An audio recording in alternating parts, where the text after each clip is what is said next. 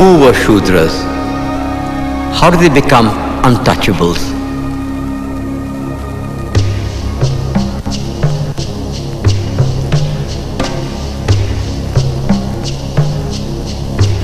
The Purusha Sukta of the Rigveda propounded the doctrine of Chaturvarnya. It says, the four castes emerge from the body of the Creator. The Brahmin, the priest, was equated to the mouth, Kshatriya, the warrior, to the arms, Vaishya, the trader, to the thighs, and the Shudra sprang from the feet. Manu, the lawgiver, degraded the Shudras to the lowest level. Once born and untouchable, he remains an untouchable forever.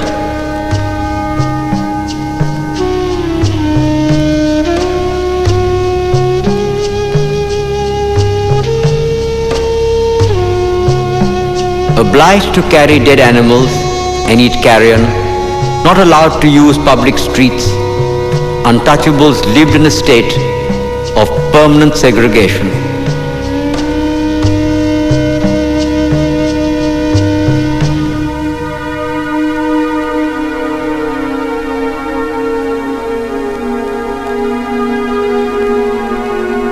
During the Peshwa regime, untouchables were forced to string a broom around their waists to sweep away their own footsteps. They were made to wear an earthen pot round their necks, lest their spit pollute the earth.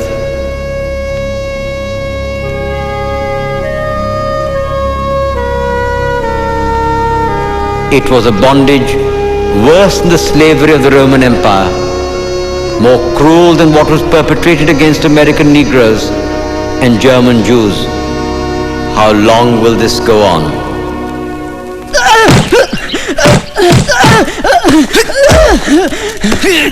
Why did you enter the temple? I was taking shelter. Last night it rained very heavily. You have defiled our temple. You are shut off well on the idol. You filthy scum! You dirty untouchables think you are Ambedkar. Nowadays everybody's Ambedkar. Hit him! Teach him a lesson! You government son-in-laws? Teach him a lesson he won't forget!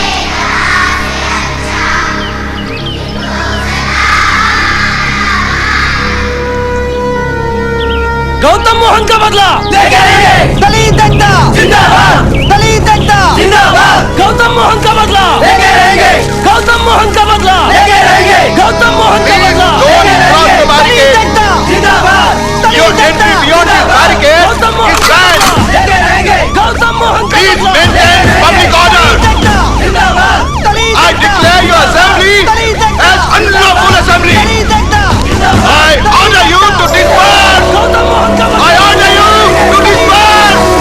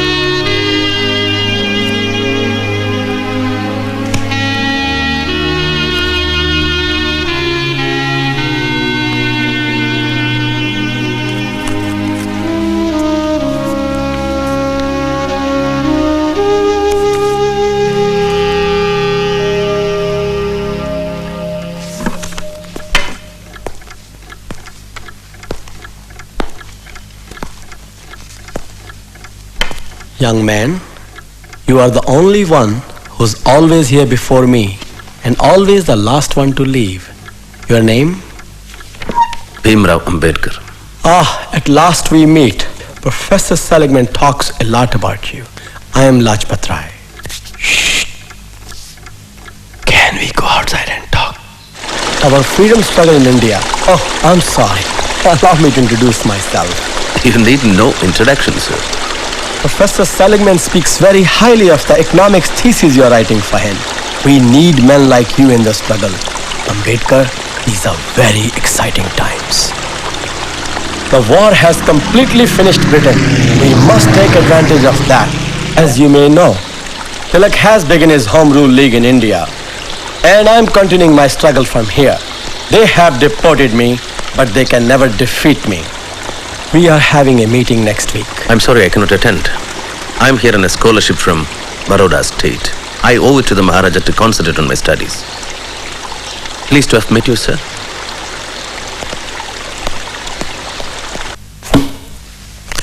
You've often heard me say that the purpose of knowledge is not just to understand the world, but to change it. Yes? Take my example. I teach, I write books, and I'm also one of the founders of the Negro Urban League. I know, sir. Please understand me, I have no complaints about your academic work. You're probably one of the best students I ever had. Please come. I'm disappointed, Ambedkar. I'm disappointed that you choose not to involve yourself in your country's political struggle for freedom. I'm in America to study, not to join Mr. Lajpat Rai's Home Rule League, if that is what you are referring to. I know what my responsibilities are. Of course you do. And none of my business, really, I'm sorry. Well, what's the subject of your anthropology thesis? Castes in India, their mechanism, genesis and development. Ah, when do you present your paper? Next Tuesday. Well, good luck to you. Thank you, sir. Couldn't sleep last night thinking about what you told me. I just don't get it. It's so unreal. They literally won't touch you. That's the least of it. At least you have the We freedom. got no freedom. What are you talking about? Hey! Quit your jabbering. We got a restaurant to open in 2 hours. Get to work. Quick, quick! At least you have the 14th Amendment. Fat lot of good it's done us. Think about it. You're from India and you can go to Columbia University. I'm an American. I can't be a student there. I can be smart, talented. But hey, let's just keep that 14th Amendment stuff in the Constitution. Because in the real world, black is black and white is white. And never the twain shall meet. You read Rudyard Kipling? Think you're the only one who reads books? You black bitch! What's I'll up? teach Oh, you. wait, Keep your hands to yourself, huh? Take I that. didn't do anything. Dirty nigger. Keep your hands to yourself. Please, I have you touching a white woman. I'll kill you. I didn't You touch hear the me? girl. You Stop. dirty nigger. Stop. You take that. I'll teach Leave you a me lesson. alone. I'll kill you. You hear me? You Please black son stop, of a for bitch. God's sake. Now get the hell out of here. Dirty nigger. Manu says, the only occupation the Lord prescribed to the low castes is to meekly serve the other three castes. No collection of wealth must be made by the low castes, even though they are able to do so. For a low caste man who has acquired wealth gives pain to the other castes. Shamu, give it to her and take the money.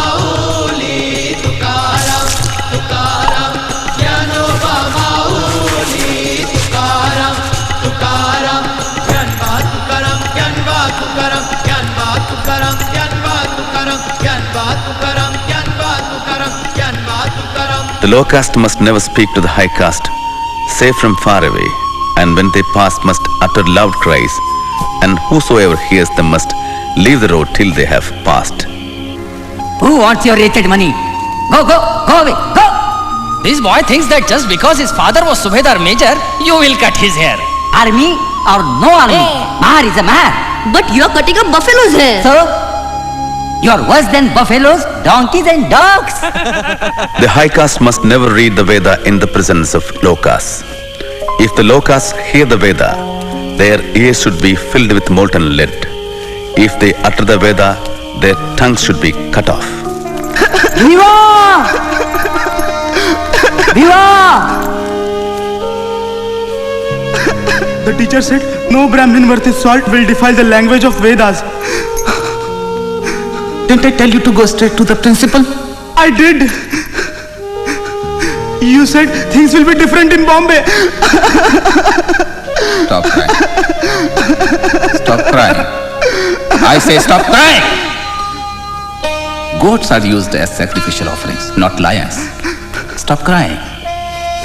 You are the son and grandson of Subedar Major. Mind well.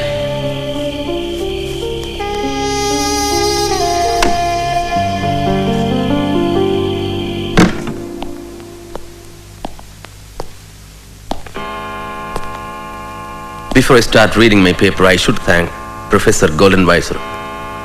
Thank you, sir. Castes in India.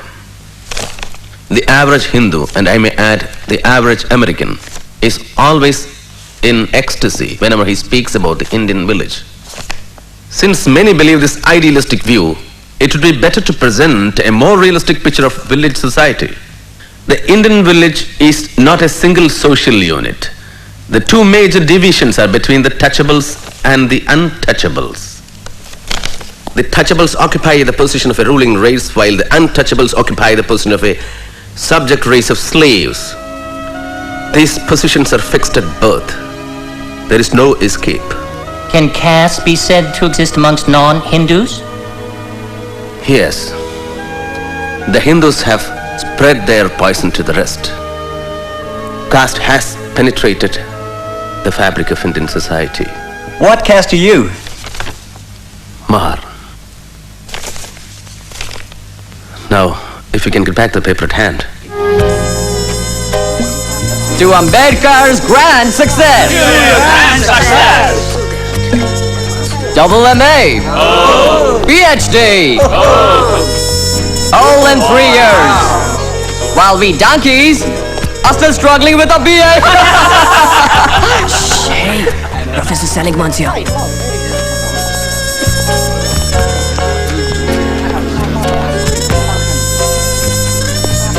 Sir? Ah, Ambedkar. I have a letter for Professor Sidney Webb. Very kind of you. Where's your class? I don't drink, sir. Oh, such a nice boy. I want to hear from you after you finish your thesis. I'm writing the preface, don't you forget. Don't ask any of those London chaps.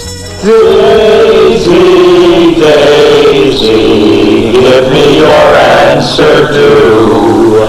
I am crazy over the love of you. Lajpat Rai might not understand you, but I think I do. Your struggle has been much, much harder than his. Well, goodbye, good luck.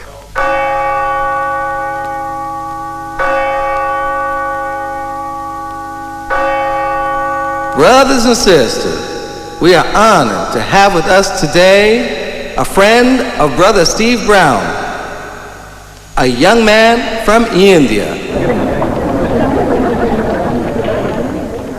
His people, Steve tells me, have been struggling under a terrible yoke. They have been enslaved like us for countless generations. They have been oppressed, humiliated, and treated like animals. The oppressors don't touch them and call them untouchables. They are condemned to live impure and die impure, a permanent hereditary stain which nothing can cleanse. Let us pray for them. Lord, hold our brothers and sisters in India in the palm of your hand. Protect them and help them, Lord, as you hold and protect us. Be with this young man, Lord, as he leaves to pursue his studies in London.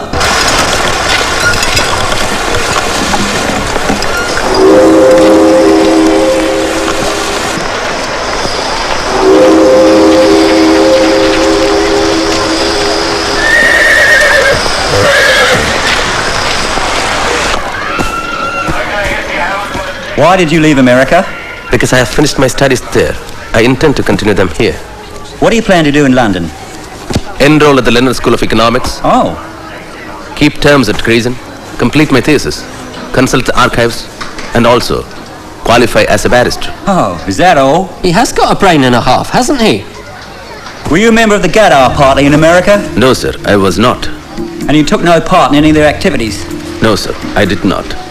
What about a Home Rule League? Were you a member of that? I was in America to study. What's this then? That's my economics thesis. Page 37.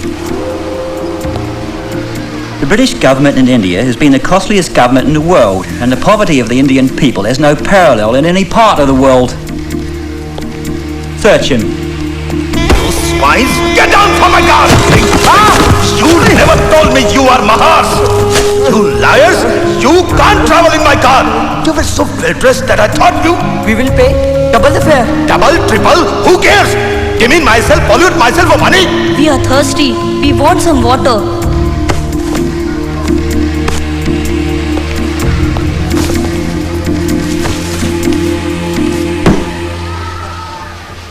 Welcome to London.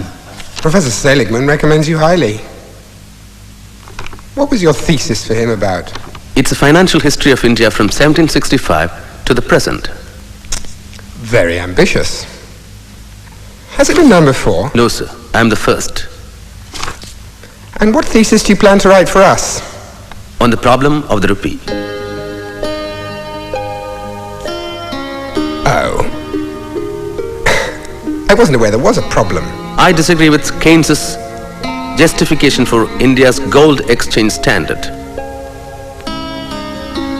Then you disagree with me too? Yes, Professor Cannon. Unless you have changed your opinion. I most certainly have not.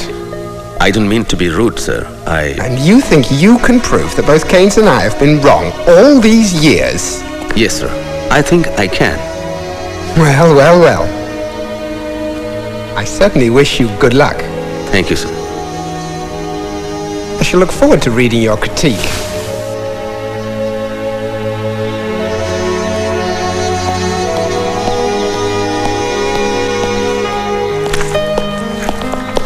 Ah, first man in. You know, you don't have to be so anxious. Relax. Sleep late one day. There are plenty of books. They won't run away, you know. There's plenty for everybody.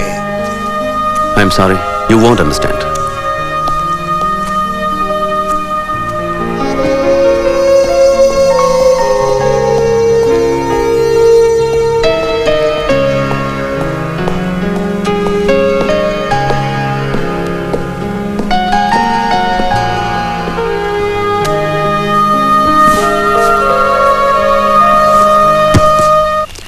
Good evening, Mr. Andrews. A letter for you. Thank you.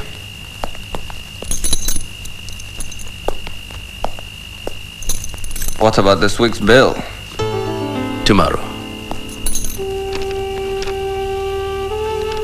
Our son died yesterday. I'm sorry to give you this news. He fell ill. There was no money to treat him. Do not disturb your studies on account of us. Take care of your health. Everyone remembers you here.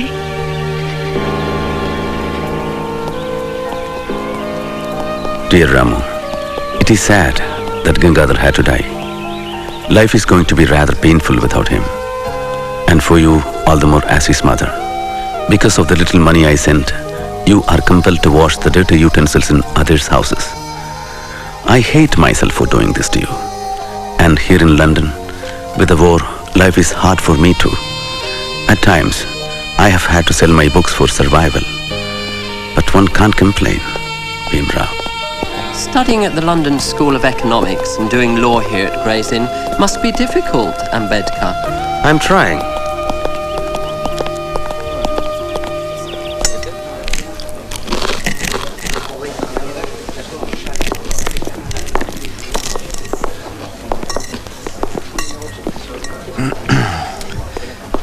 My friends here don't believe me, so perhaps you could enlighten them. isn't it true that Indians eat with their left hand because they wipe their posteriors with their right? Well? Is it true that the English bathe just once a week? Of course, this is just a rumor. I'm sure it can't possibly be true. My dear fellow, may I remind you that you are a guest in this country? I thank you for your kind hospitality.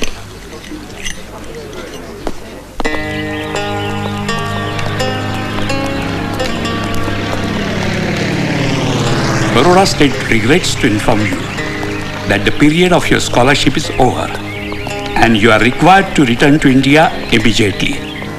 As per the bond, you had worked for the Baroda State for 10 years. Diwan, the Baroda State, India.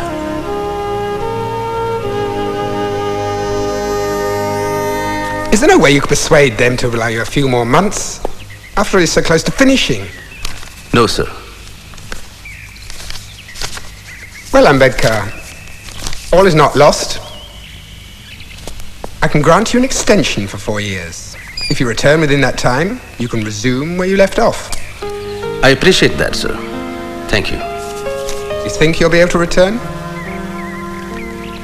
I don't know. I hope so.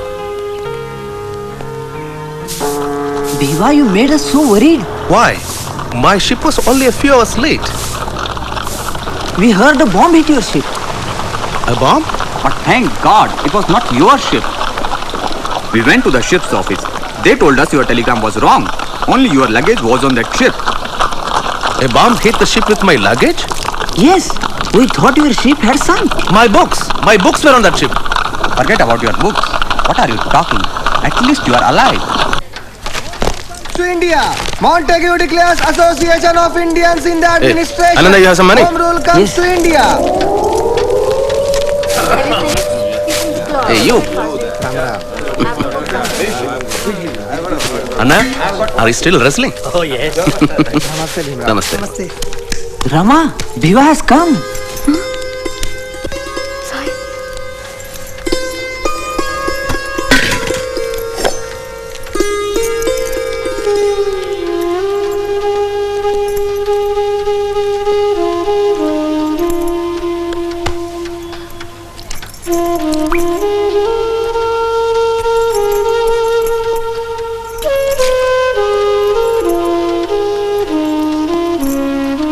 Shukriya.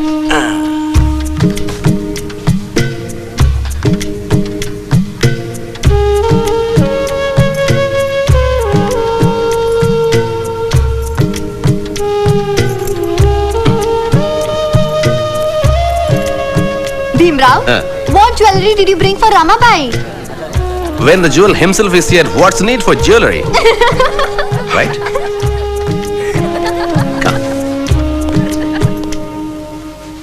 I tried everything to save our son. But there was no money. I was so alone. I needed you so much.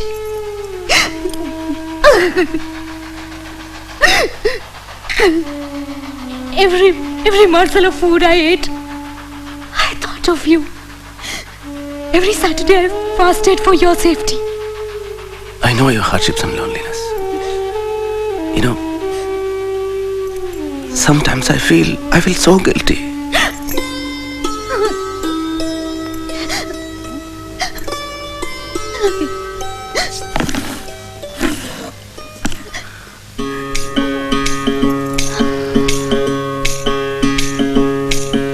कबीरा कहे ये जग अंधा, कबीरा कहे ये जग अंधा।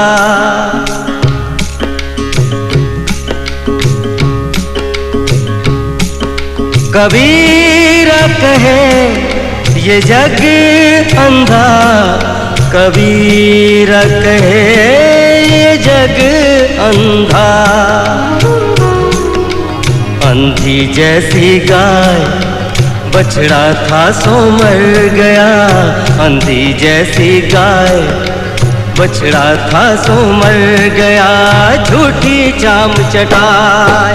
कबीरा कहे ये जग अंधा, कबीरा कहे ये जग अंधा।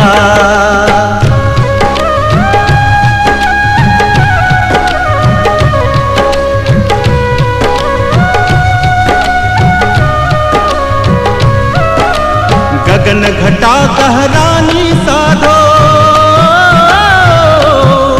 गगन घटा गहरानी साधो, गगन घटा गहरानी। पूरब दिशा से उठी है बदरिया, ओ पूरब दिशा से उठी है बदरिया। रिमझिम बरसत पानी, रिमझिम बरसत पानी। पूरब दिशा से उठी है बदरिया, रिमझिम बरसत पानी, ओ रिमझिम बरसत पानी।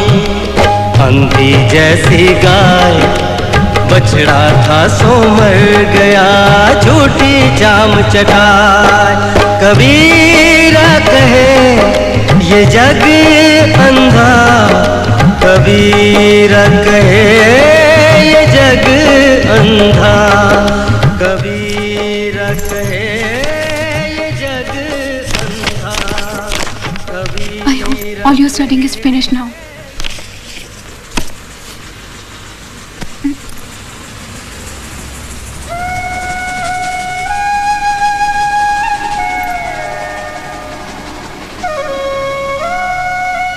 Staring at me like that. तदेव लग्नं सुदिनं तदेव ताराबलं चन्द्रबलं तदेव विद्याबलं दैवबलं तदेव लक्ष्मीपते ते गृयुगं स्मरामि। Hurry up, you have to finish it before this fish market opens. Shubhmangal सावधान।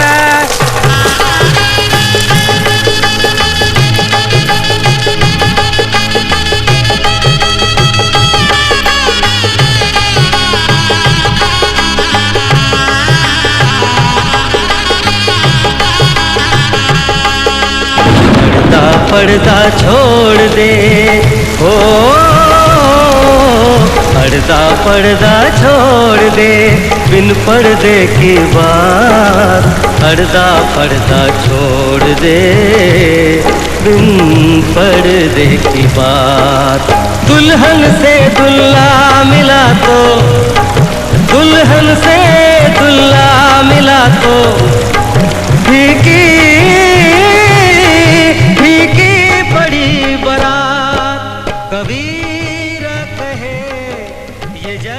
Why are you staring at me like that? Ramu, I have to go back. I had to leave my studies halfway. What are you going to do with so much of knowledge? Enough now. I won't let you go. Don't worry, I'm not going immediately. But you know, I have to go to Baroda to work. I can also come with you. Let me go first and find a place to live. Then I'll come and take Yeshwantan.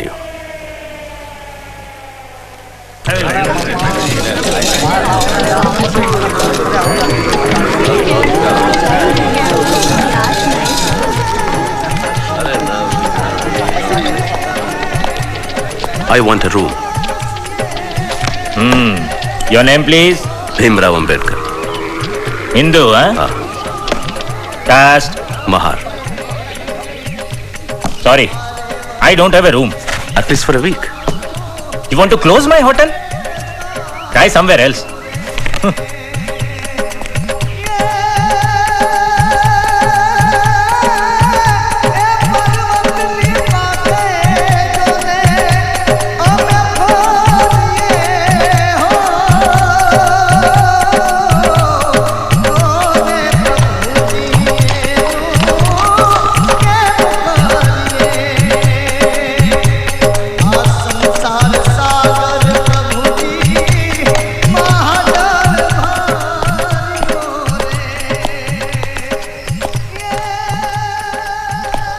Roshan? Yes? Passenger?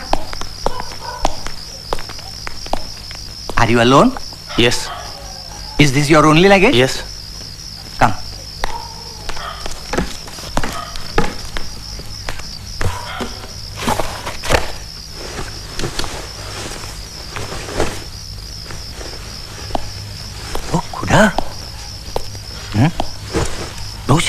Roshan. He is not Parsi. He is not wearing Sudre Kusti.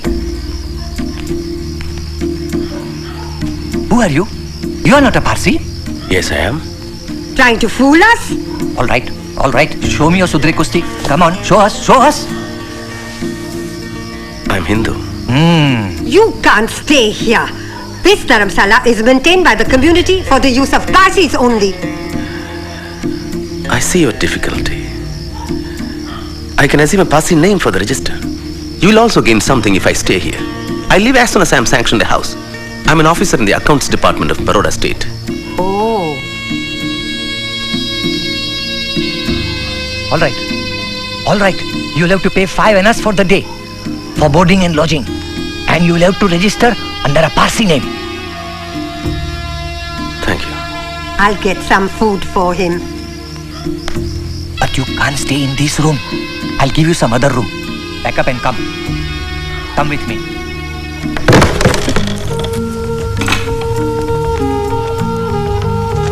Come. This is where you will have to stay. All right?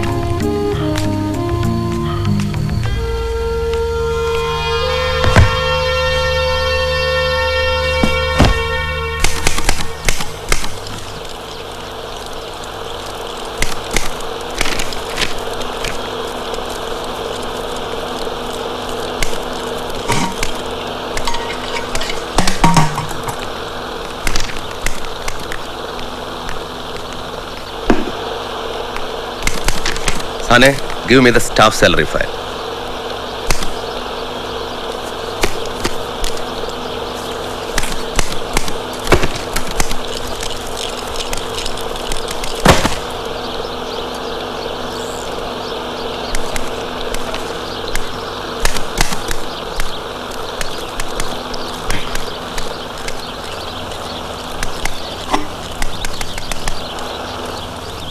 Will you fetch me a glass of water?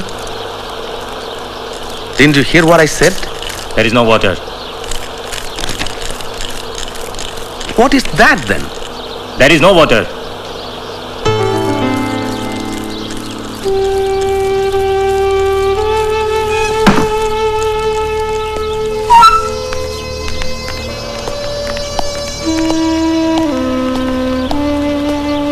Look here. You might be a senior officer, but you can't touch this water. Maybe the Maharaja should hear about this. Yes. Go and tell him. We are not scared. This is our religion. If the Maharaja wants you to drink water, let him bring it from his own palace. He is a Maharaja. He can do whatever he likes. He can employ dirty, untouchables like you. Yes, I remembered. But you know what happened? But I didn't get 3% marks in economics like you, Mr. Mukherjee. That too, Seligman said he was granting Mukherjee 3%. I didn't know that. Because he didn't want to discourage me. Actually, I deserved 0. Dr. Ambedkar, I am Jahangir Umrigar. Hello. Secretary of this officers club. May I have a word with you? Of course. Excuse me. Oh, yes? Please come, sir. We have received your application letter. We'll be pleased to admit you to this club, but only on the following conditions. You will have to sit at your own separate table. You can use your own cutlery, serviettes and crockery. And only one of our waiters, Makbul Ahmed, is willing to serve you.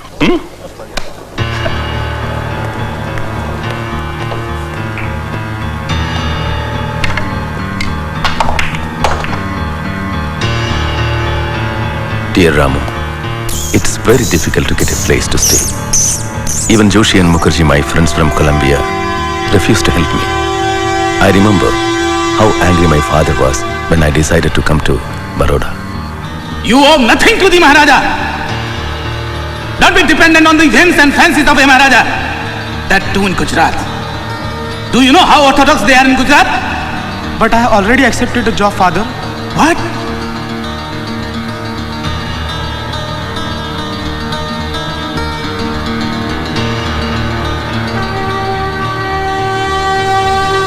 I remember I received a telegram about my father being critically ill.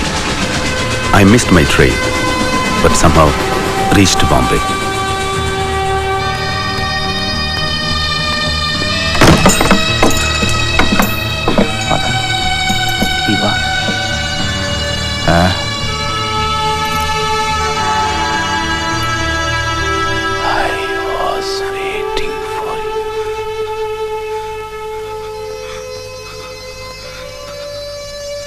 God bless.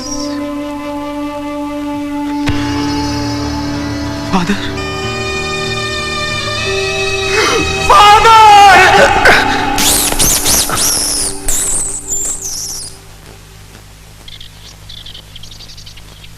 कड़ी सके Avon कड़ी केम सके Avon ना madam जी ने झूठ पर से आ गया मानस कौन है बोलो मैडम जी नहीं मानस हुई है madam ji You son of a swine, you fraud, you liar. How dare you take a Parsi name? We know who you are. You are a Hindu and that too an untouchable. What do you mean by staying here? When do you intend to vacate? Please let me stay for just one more week. By that time, I would have found another. Nothing doing. You get out at once. You better pack off and get out by evening or else. If we find you here tonight, we are going to break your head. Understand?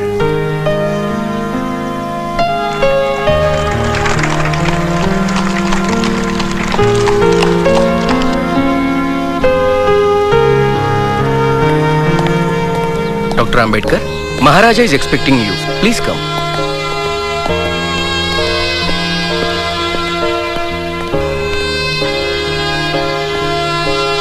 Ambedkar, come in, come in. I have been very proud of you, my boy. Very proud of you. I did caste in India. Excellent paper. Excellent. Thank you, Your Highness. Sit. So, what can I do for you? The Diwan indicated that you had a problem. Sir, I need a place to stay. Ambedkar, I understand your problem, but you must understand mine. I have to go slow. As it is, I have caused a revolution by employing you here. You cannot expect to blow up the entire mountain of caste in a day or two. These things take time. You must be patient.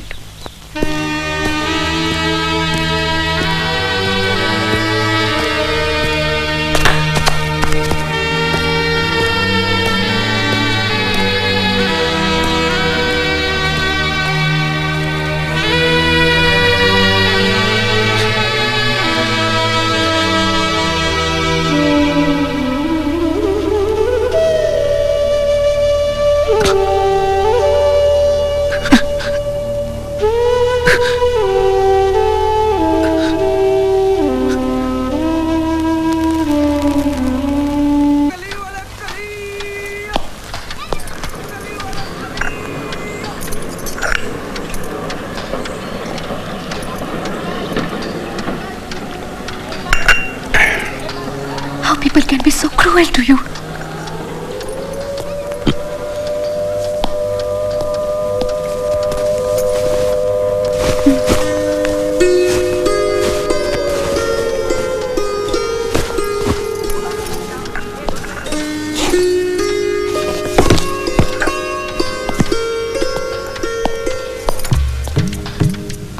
What's all this, Ramo? This is the first day that you are going to sit in... Sitnam College. Sit in... Sitnam College. Sit in... Stam...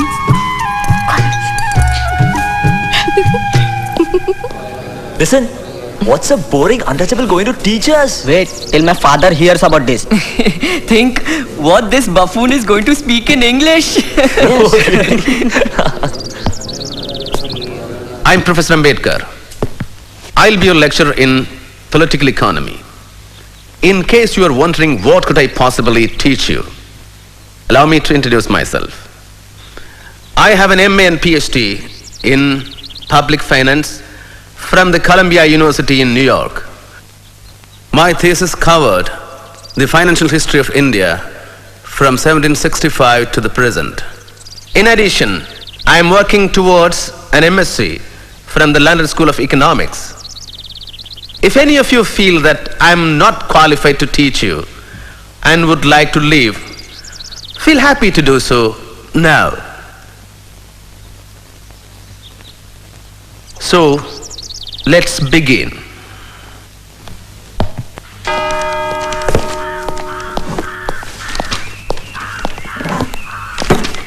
Dr. Ambedkar. Yes? I am Professor Trivedi.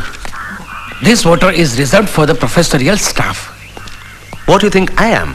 Yes. We all know you are a lecturer, but here we are to tell you to bring your drinking water from home.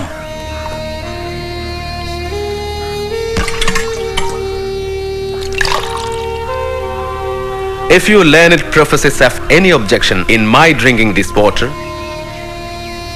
I suggest you to bring water from your home.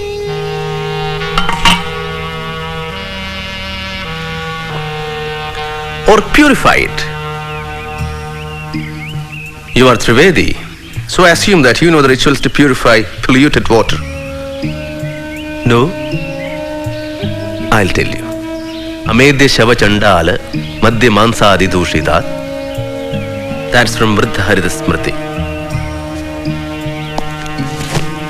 Shall I repeat it? Amedya Shava Chandala Madhya Mansadi Dushitat. Amedya Shava Chandala Madhya Mansadi Dushitat. Gopaludrutya Kalashay Sahasram Jalam Nikshipya Panchagavyani Varunairapi Manyayeta Taragasya Vishuddhyartham Gopis Sangramaye Jalam.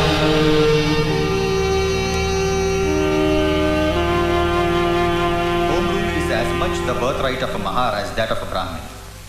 And unless and until this attitude is adopted, the day on which India will have home rule is distant. A Swaraj, where there are no fundamental rights guaranteed for the depressed classes, will not be a Swaraj for us. It will be a new slavery. A Mahar.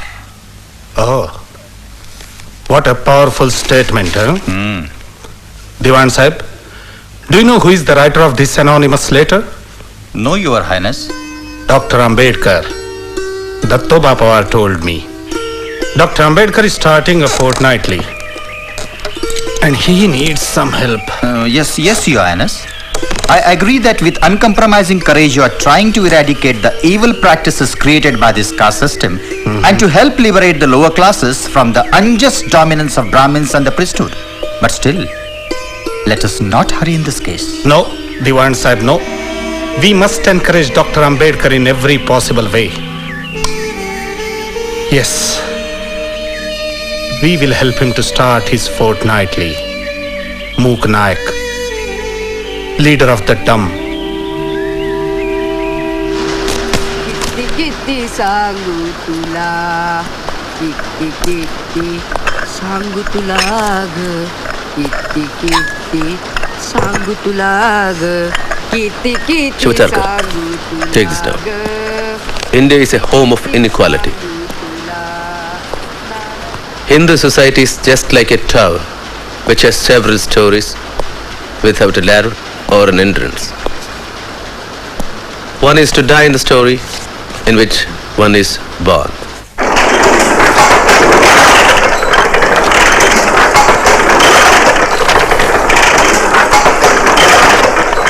So friends, this Mangaon conference has convinced me that you have found your savior in Ambedkar. I am confident that he will break your shackles. Not only that, a time will come when, so whispers my conscience, Ambedkar will shine as a front rank leader of all India fame.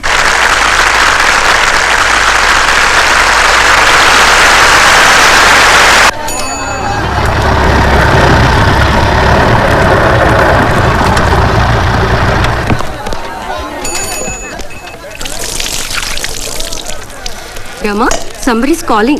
Who can it be? Oh, Ambedkar! I think he's Shahu Maharaj. Let's go up.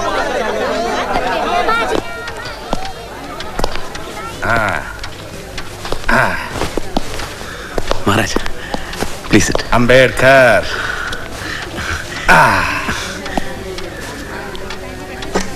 How about a cup of your specialty, Sister Ramabai? Yamu tea. What they say is true. Behind every great man, there is a great woman. You are a lucky man, Ambedkar.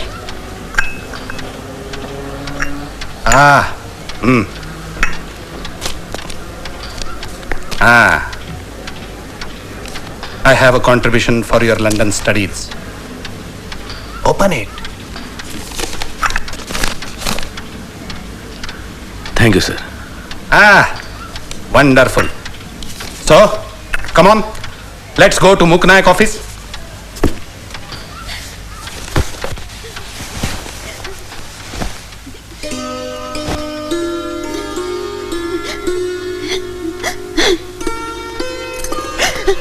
Ramu, I can understand your suffering, loneliness, and hardships.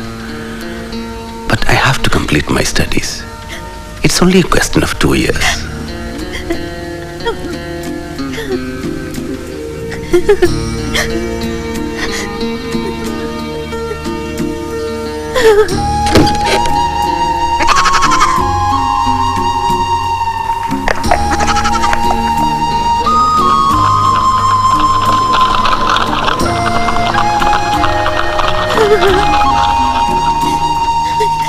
What did you think of the defense? Well, well. Look what the cat dragged in. Oh, Ambedkar.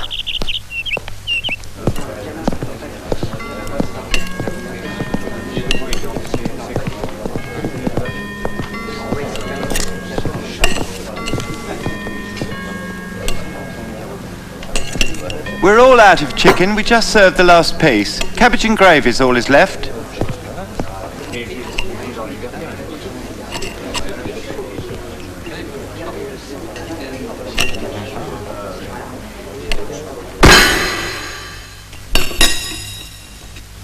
What's the matter?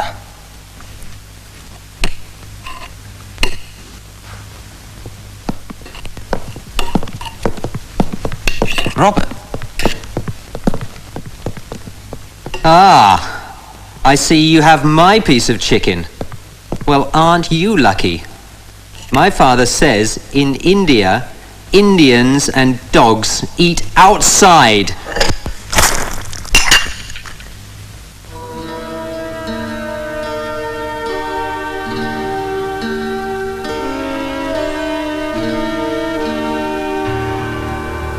Apologize. Apologize.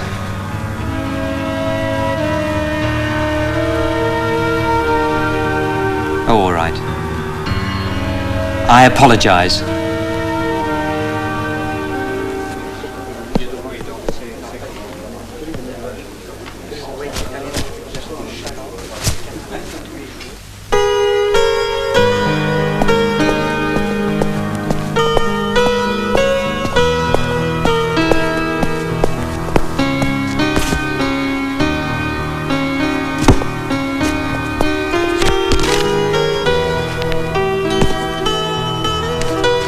You drop this.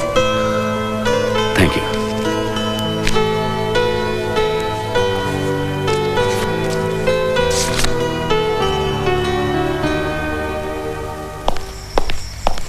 Good news. Wonderful. Didn't you hear? Prince of Wales's visit to Bombay? No. What about it? Down shutters everywhere. Black flags. Gandhiji made a huge bonfire of British cloth. There are other things Gandhiji should be burning. Like what?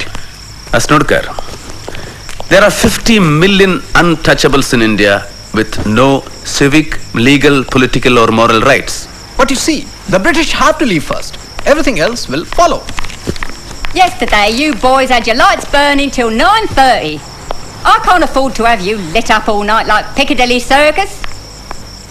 You've got 10 minutes till 9 o'clock and then lights out.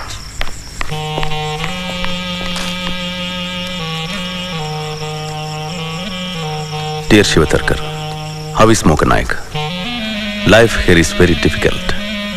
My landlady is a very harsh and terrible woman. I have to make do with the frugal breakfast, which is also my lunch.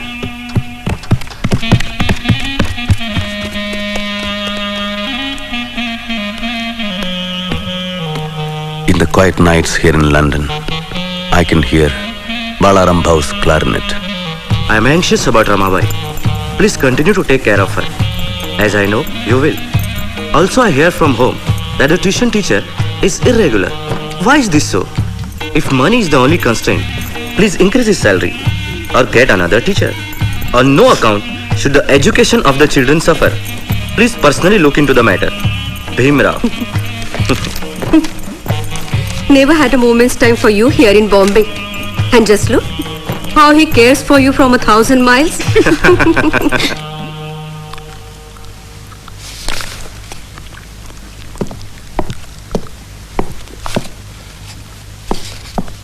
Excuse me, you can eat here.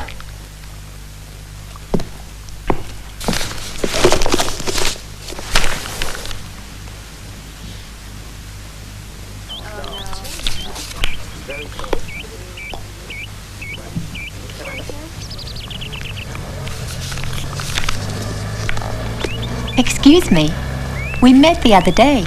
We did? You know, you dropped a paper, and I picked it up. Ah, yes. Fanny Fitzgerald. Bhimrao Ambedkar. Pleasure to meet you. You work harder than anyone I've ever seen. I have very little time and much to do. I wonder if I could be of any help to you. I work in the House of Commons. And, well, I have access to a lot of references. Why don't we have a cup of coffee? And you can tell me exactly what you're working on.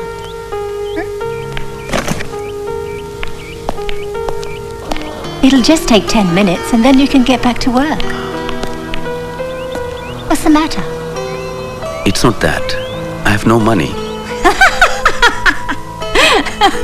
My treat.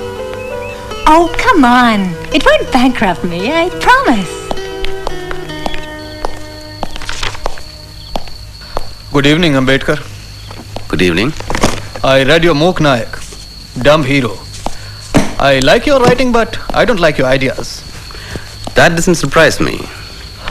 By the way, you know, Shahu Maharaj is dead.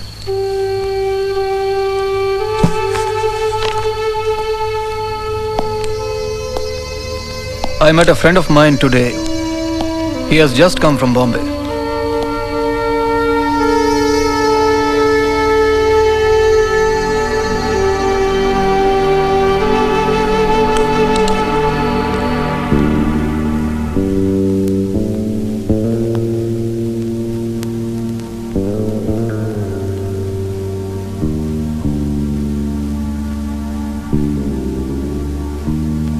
For as in Adam, all men die, even in Christ shall all be made alive.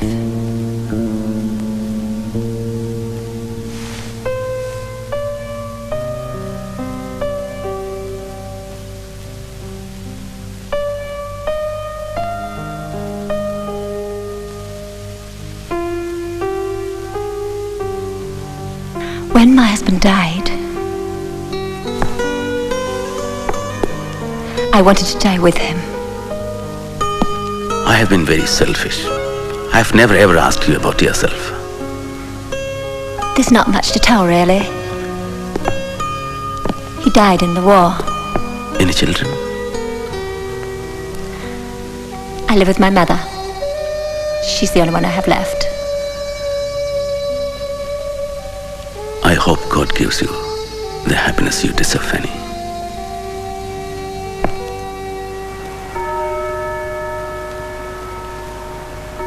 Bhimrao Ramji Ambedkar.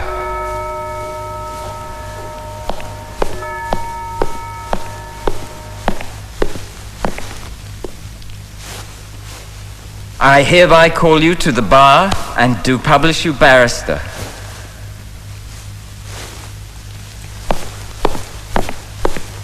A toast to the new lawyer. May he fight the good fight with courage and lots of success. May God bless my friends and keep them away from all harm. Beam, I have a gift for you. It's a Bible. A Bible? I'm going to write a book on the Bible, and I'll dedicate it to you. Why, thank you. Ambedkar, I expect you thought I called you in to congratulate you on your thesis. I'm sorry to disappoint you, but you're going to have to rewrite it. We have no quarrel with your conclusions, you understand. I personally think that they're wrong, as do the examiners. However, we would never ask anybody to alter their thinking just to suit ours. So you may keep the same conclusions, Ambedkar. But what does need to change is the tone of the piece, your language. This is an economics thesis, not an exercise in empire bashing.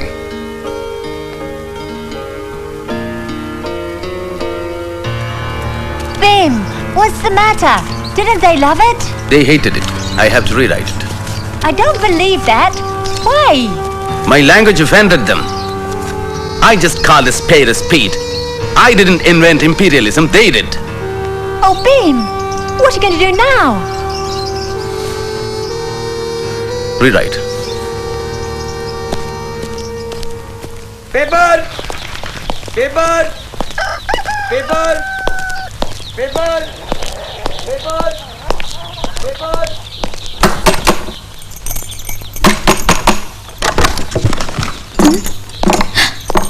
Sahib, it's a surprise. Let me inform Lakshmi Vahini. No, wait. Let me meet you first. How are you?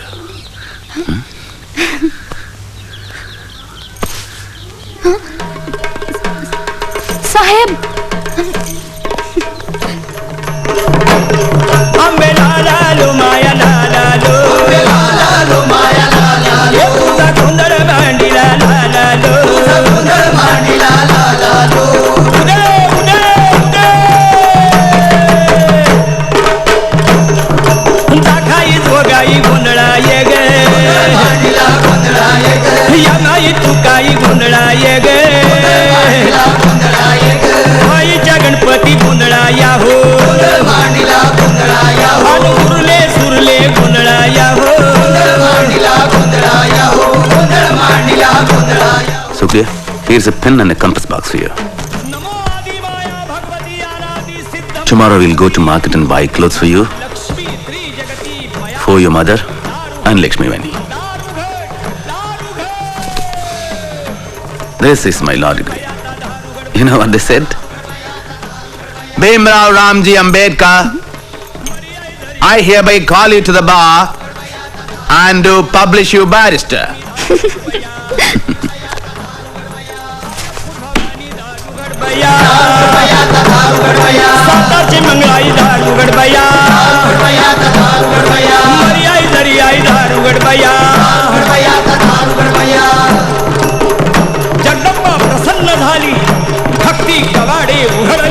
Why don't you wake yourselves up?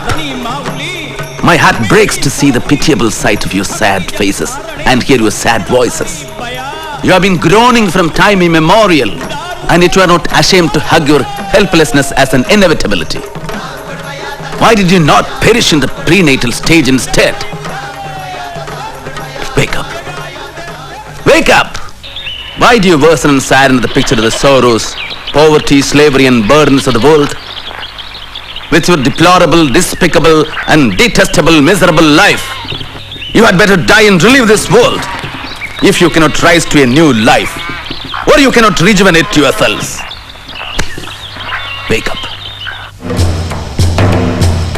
As a matter of fact, it is your birthright to get food, shelter and clothing in this land in equal proportion with every individual, high or low. If you believe in living a respectable life, you believe in self-help, which is the best help. From the presidential chair of the Indian National Congress, Maulana Muhammad Ali referred to a suggestion to divide the untouchables equally between Hindus and Muslims. How dare he speak like that? Are we to tolerate this? Are we to be treated like slaves? How can we trust the Congress after this? Gandhi, the great social reformer, was in prison when this was said, and he remained silent. Do we need such saviors who care more about appeasing the conservative Muslims in their demand for Khilafat? I say no. I propose we establish a central institution for removing our difficulties and for placing our grievances before the government. I propose we call our organization the Bahishkrit Hitakarni Sabha.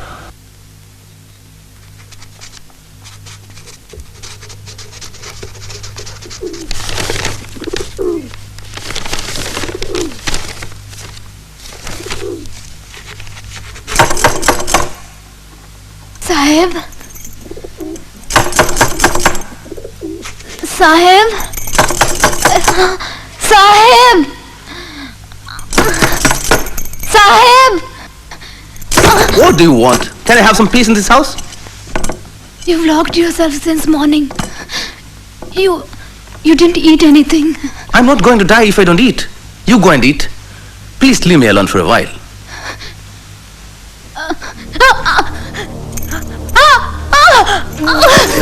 Ramu, what happened? Ramu, what happened?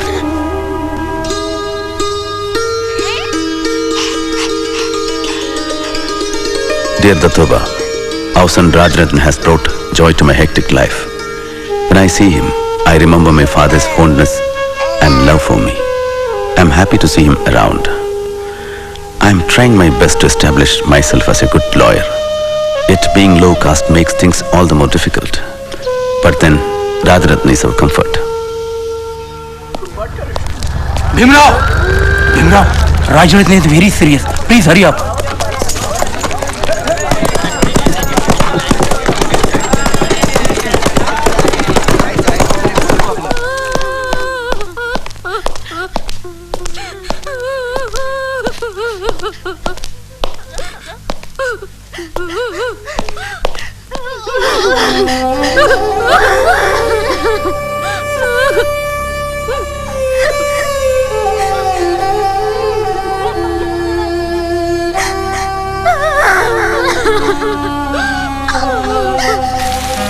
But, dear Datoba, the ill-omened day came and Rajaratna had to die. And now that we have buried the fourth of our auspicious and sprightly children, all the salt from our life is gone. Tell me, Datoba, why is destiny so cruel? Why did Rajaratna have to die? Why? I, Bhimrao Ramji Ambedkar, having been nominated a member of the Bombay Legislative Council, do solemnly affirm that I will bear true faith and allegiance to His Majesty the King Emperor, as by law established, that I will uphold the sovereignty and integrity of British India. We should start our agitation from somewhere in Konkan. That who comes under the Bole resolution in the Bombay Legislative Council about the untouchables being allowed to use all public watering places. Let's begin the agitation of Mahad to the opening of the Saudar tank for the untouchables.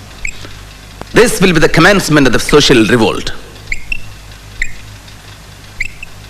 Sahasrabuddhe, Chitre, and Tipanis should reach each and every village and get people to gather in thousands.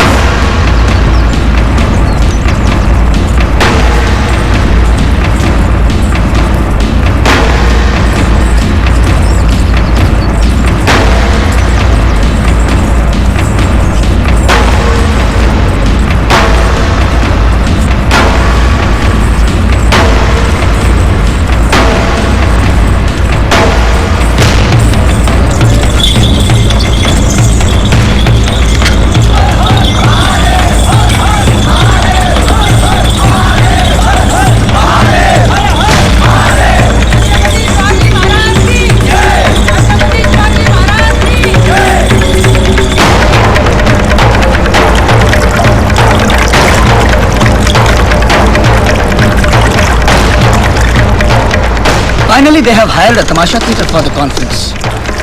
And hundreds of people are marching towards Mahad.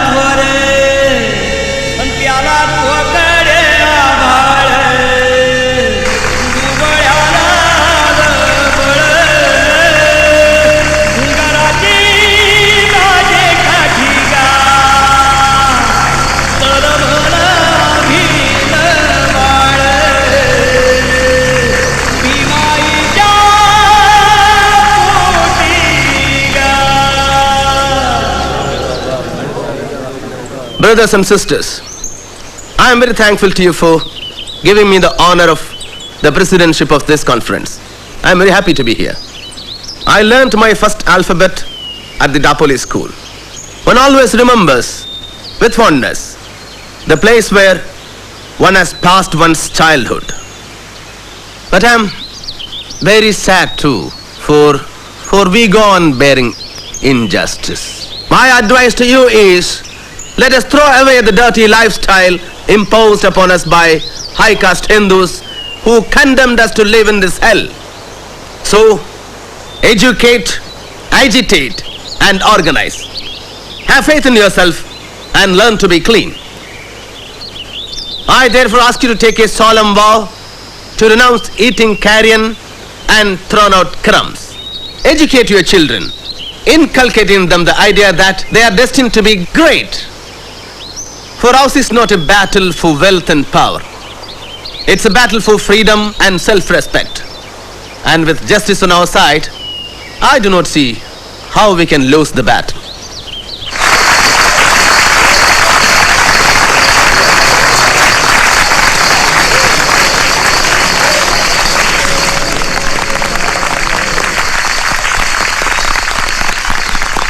The untouchables of Mahad find it very difficult to obtain drinking water.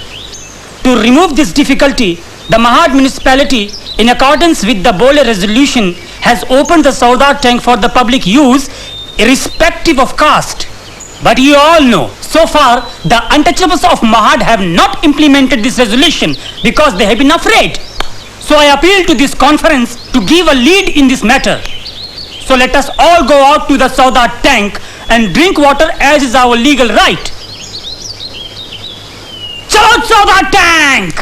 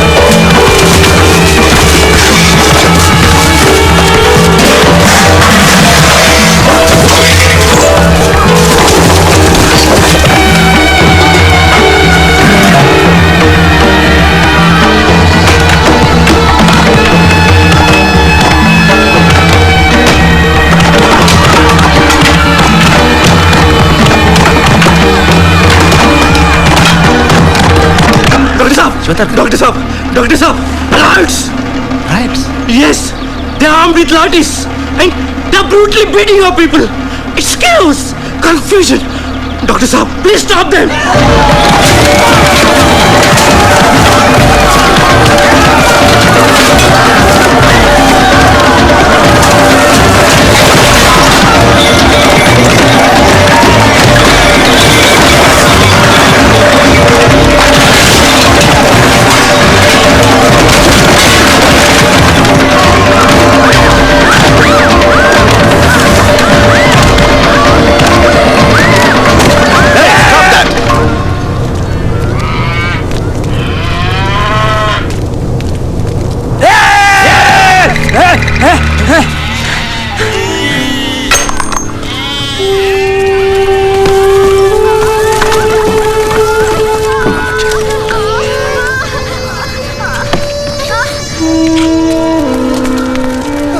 Disgusting.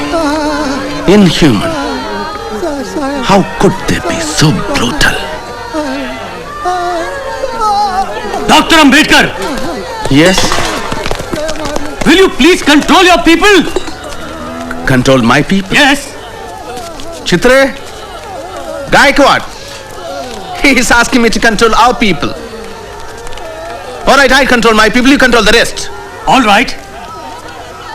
Are you planning to enter the temple? Temple? Yes. Our conference is over. We have dispersed peacefully and we always follow the law. And the tank is open for all by the law. You give us orders! Be silent! Be silent! I appeal to you for calm and peace. We have proceeded lawfully thus far.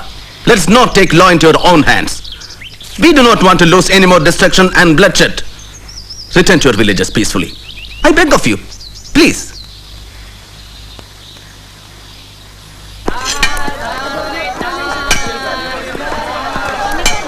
He has not slept. He has not eaten. He has fallen sick worrying about you. Don't you care anything about your family? I know what I'm doing. Then why do you risk your life like this? Hey, Bhiva! Listen to me, I am your elder brother. You have to listen to me. Tell me, who was the one who supported your family when you were studying? Hey, when you did not have a single paisa with you? Tell me, who was that? Hey! Nothing in this house belongs to you. Nothing. Even the cooking utensils. Everything was bought with my money. Do you understand? Then take them and leave. All right. I'll take them. I'll take everything. Bauji? Bauji? Let him go to hell. Let him go to hell.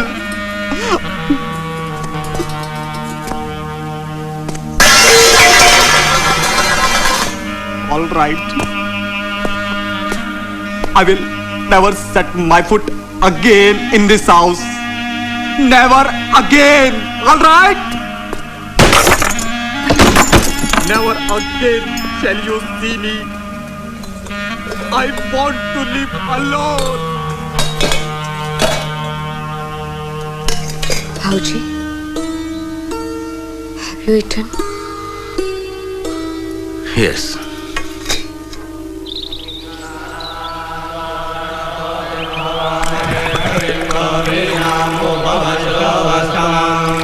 ज्येष्ठराजं ब्रह्मणां ब्रह्मणस्पदान शृण्वन्नोतिभिश्रीदशादनाम् ॐ तत्सवितुर्वरेण्यं भर्गो देवस्य धीमहि धियो यो न प्रचोदयात् ॐ गन्धद्वारान् नित्यपुरुषान् गरीबीन् ईश्वरीं सर्वभूतानां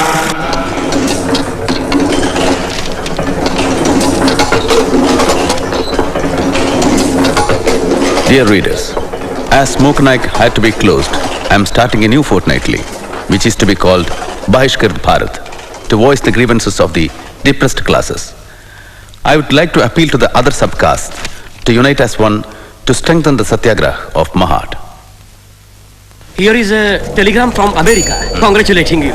It says you have ignited the spark of the unprecedented social revolution. Do they know that the tank is purified? There is one more telegram from Banaras. We strongly protest your action and challenge you to repeat it at your own peril. अरे यार 2 चाय ले 4 number पे. Faruk bhai, give us something to eat. How is Bahishkar Bharat doing? All copies sold out. Good. How was the council meeting? Stow me. Then, tell me, what is the position, Mahad? More? Dr. Saheb, they have proclaimed boycott on all who came to Mahad. In all villages, our people are facing extreme harassment. They refuse to sell them corn. Pick quarrels on some pretext or the other. Many have been jailed.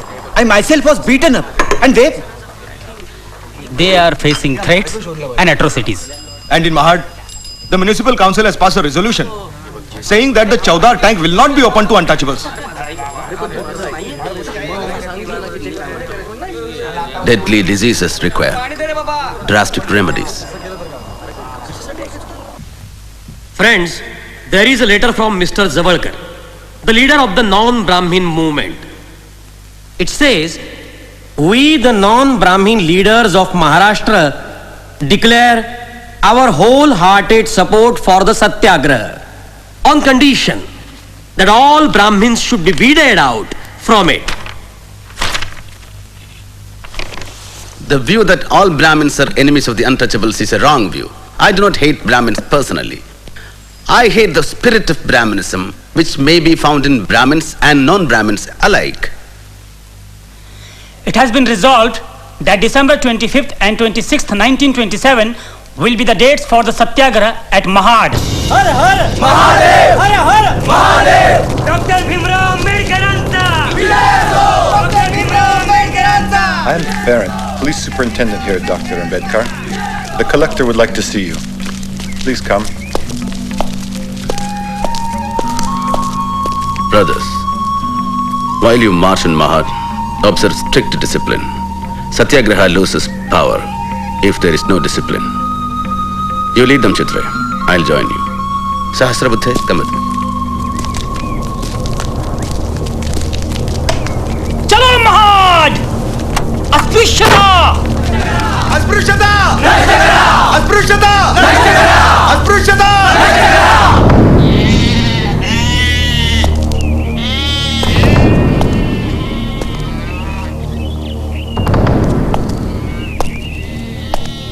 I do not want anyone near the tank.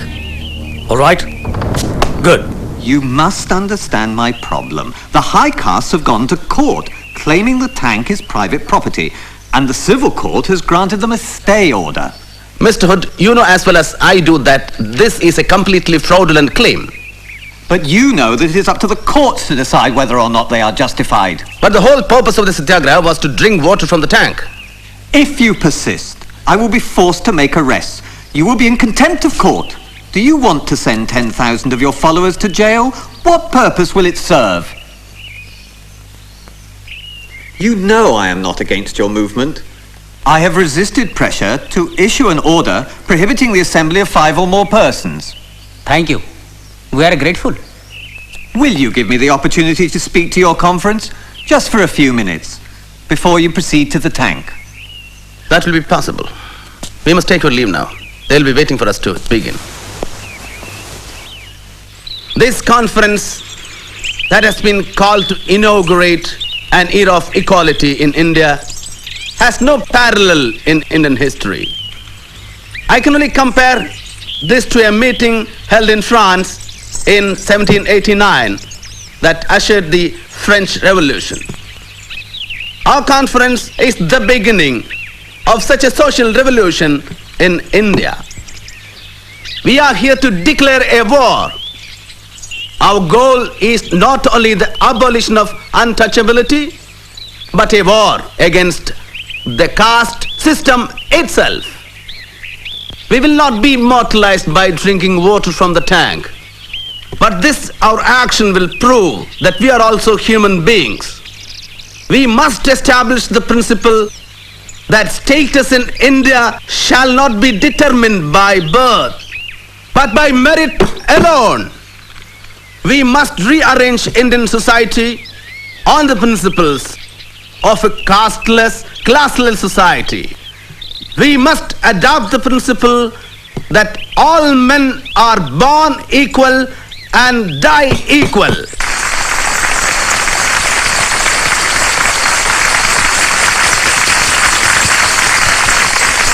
Let's destroy the authority of the ancient Hindu scriptures that abound in inequality. Brothers and sisters, religion and slavery are not compatible.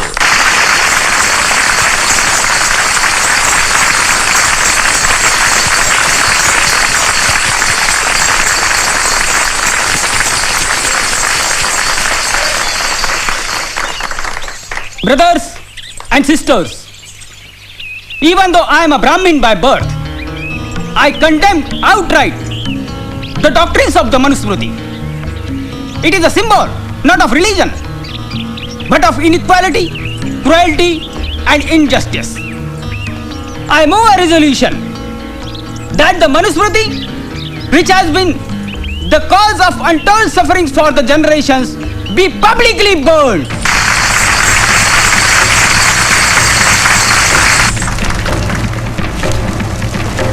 क्षुद्रतु कार्ये दास्यं कृतभकृतमेव वा दास्यायौ हि सृष्टोऽसौ ब्राह्मण्यास्य स्वयंभुव वैश्य शूद्रो प्रयत्नेन स्वानि कर्माणि कारयेत् सौ हि चितो स्वकर्मभ्य क्षोभयेतामिदं जगत् न स्वामिना निसृष्टोऽपि शूद्रा दास्याद् विमुच्यते निसर्गजं हिततस्य कस्तस्मात् दपोहति.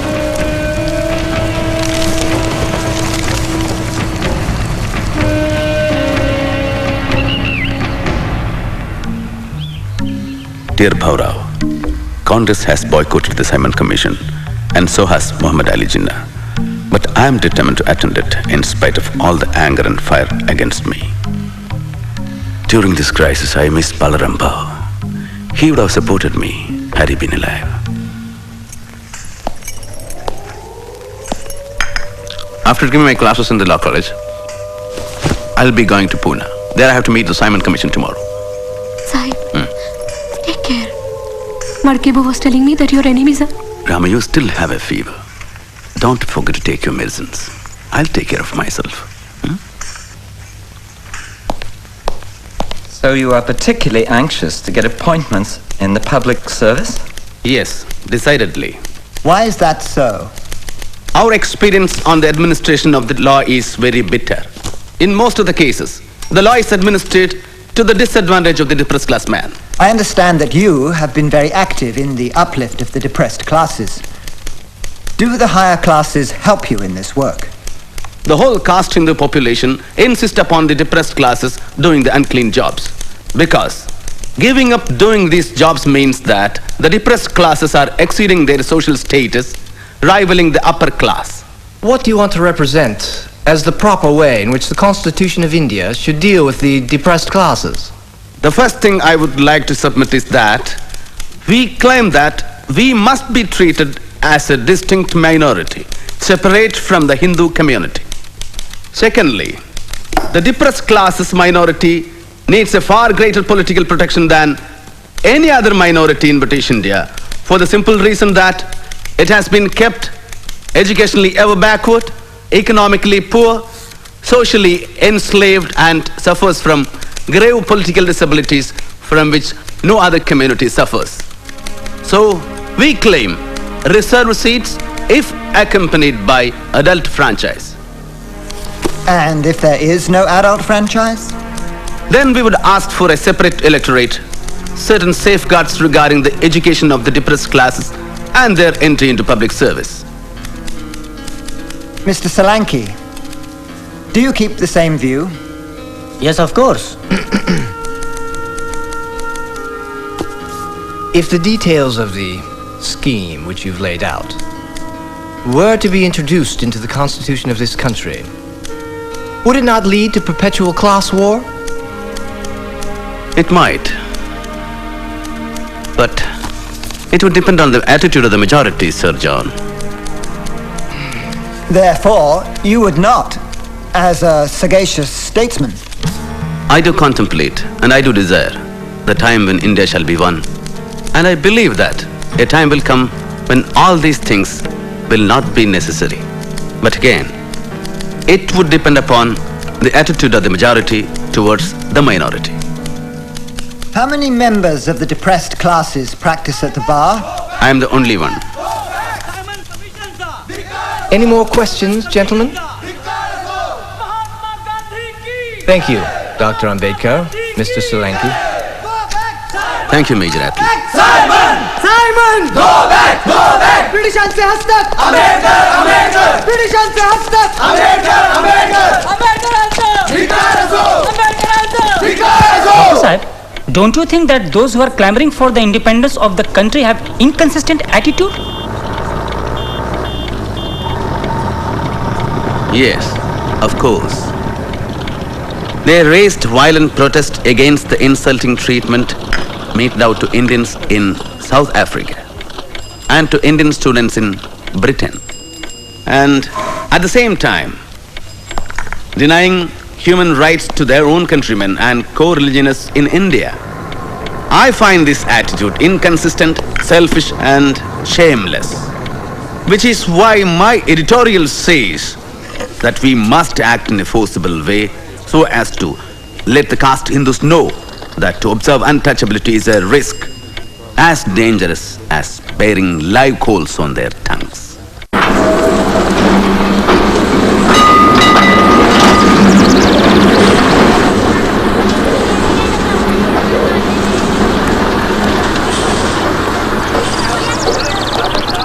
The untouchables will try to enter the Kalaram temple in Nasik. And if this is opposed, we will insist on Satyagraha. Naik, the political rights of the untouchables are more important than the temple entry. We just want you to lead the movement. We will take all the responsibilities. All right, Paurao. Then send a notice to the trustees of the Kalaram temple about the Satyagraha. Om Gananandva Ganapatim Havamahe Kavim Kavinamupavishravastavam Jethtarajam Brahmanam Brahmanaspata Anashunvanno Devisvirajano Swa.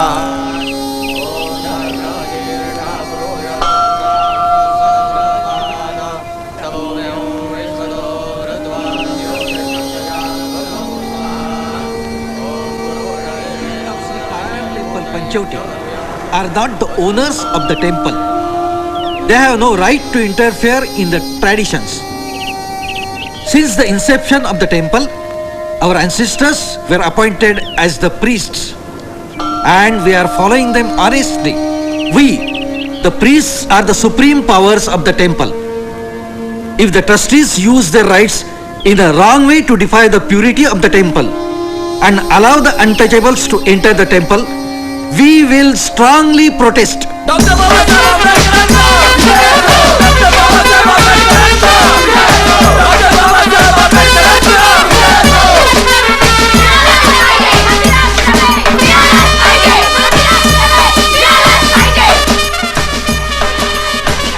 Hurry up. Hurry up. Close all the doors now. मंदिरात प्रवेश! मंदिरात प्रवेश! Doctor Babasaheb आंबेडकरांचा! आदिनमन बाबासाहेब आंबेडकराला आवाच्या कुलदैवताला आणि मग महात्मा ज्योतिबा फुल्याला आणि तसंच Chhatrapati Shri शाहूराजाला.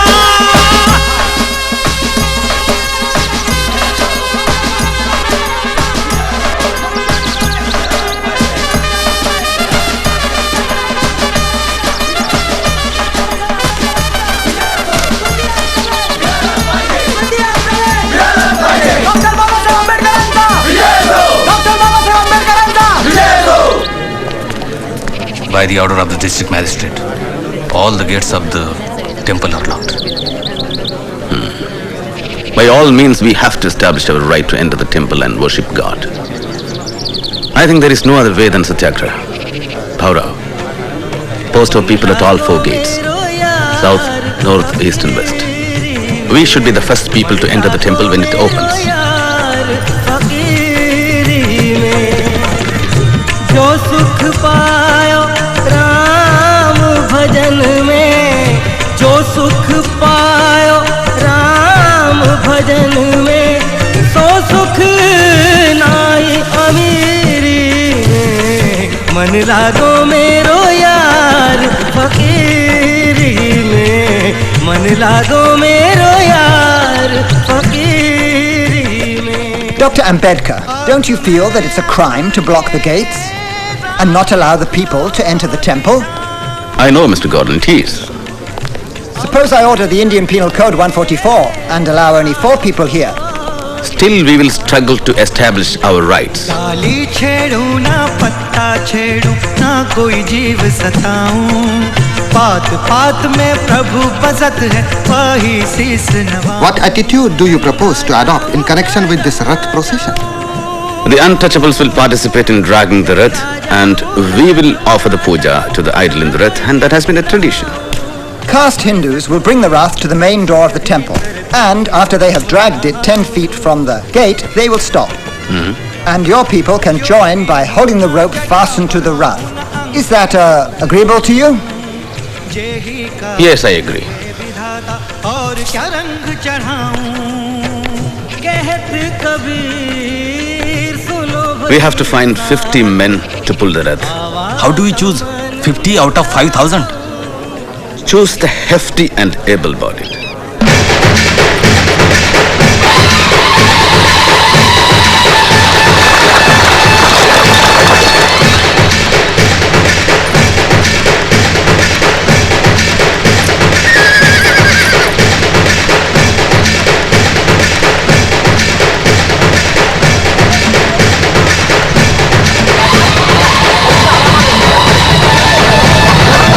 They are running away with the Rath.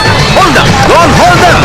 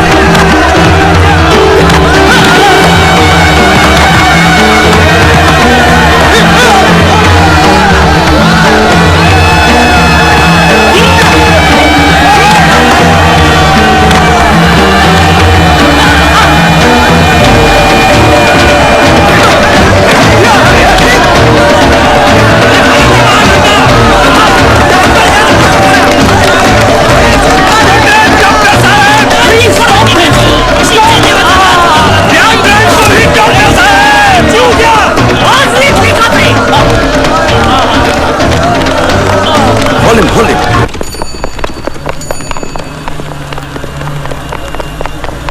The actions of the district magistrate and the threat to withdraw the police indicates that the government is not willing to use the power to help the people who are struggling for their rights.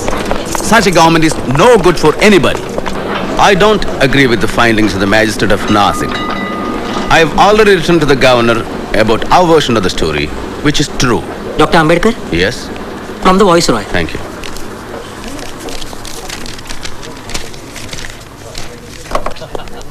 Oh, it's an invitation to the Round Table Conference in London. Congratulations. Thank you. Congratulations. Thank you. Dear Chitre, Congress and Gandhi have boycotted the Round Table Conference. Congressmen hate and curse those who are going to attend it. I will demand what is rightful for my people, and I will certainly uphold the demand for Swaraj. Selection of the representatives of the committee and Prime Minister's intervention. Mr. Chairman and respected delegates of the Round Table Conference, my colleague Rao Bahadur Srinivasan and I have the honor to place before you the point of view of the depressed classes of India who represent 1/5 of the total population of British India. Our point of view is this: the British government in India should be replaced by a government of the people, by the people, and for the people. The depressed classes have traditionally welcomed the British as their deliverers from the tyranny and oppression of the Orthodox Hindus. Before the British, we could not enter the temple. Can we enter now? Before the British, we were denied entry into police and military forces. Is that career open to us now? Our wounds have remained as open sores. and they have not been righted, although 150 years of British rule have rolled away. The Hindus claim them only to deny them appropriate rights. The Mohammedans refuse to recognize their separate existence because they fear that their privilege may be curtailed by the admission of a new arrival. Depressed by the government, oppressed by the Hindus, and disregarded by the Muslims, we are left in a most intolerable position of utter helplessness to which I am sure there is no parallel. We hold that the problem of the depressed classes will never be solved until they get power in their own hands. Given the present temper of the country, no constitution will be workable which is not acceptable by the majority of the people. The time when Britishers were to choose and India was to accept is gone, never to return.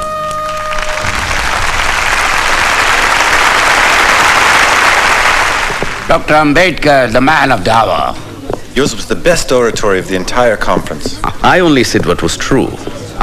My boy, I'm so proud of you. I remember the first time we met, like it was yesterday. Well, I must go now. Thank well you. done. Sir, while we are on the subject, regarding my loan. What loan? For my studies. Oh, that was a scholarship. Dr. Ambedkar, you were wonderful. Thank you. That is what I thought, sir. But the Divan has been writing to me for the past 6 years, asking me to repay the loan. He has even written to the college where I teach. That is preposterous. I'm terribly sorry, my boy. I'll take care of this. Our London radio correspondent says Dr. Ambedkar made a great impact on the British Parliament. The foreign press is eager to meet him when he arrives in Bombay. Thank you for agreeing to talk to me. My pleasure. Dr. Ambedkar, I've been following your movement for a long time, and there's something I don't understand. You have been an opponent of the Congress Party. They boycotted the Round Table Conference, and you went ahead and attended. And yet recently, you successfully defended the 47 Congress Satyagrahis involved in the Chirana firing case. Isn't that a contradiction? Miss Rosa Epstein. Miss Epstein, there is no contradiction in my position. I took up this case only for the principles involved. I don't agree with the Congress, but I do believe that every citizen has a right to agitate. The rights and the liberties of the people are far more important than the stability of the government. Why should Gandhiji himself send for you? Obviously, to lure our flock of sheep to his fold. Don't you fall under his spell. He's not a god. We should stick to our stand. Yes, yes. Namaste. Namaskar. Bapuji is on the terrace. Namaste. Namaste.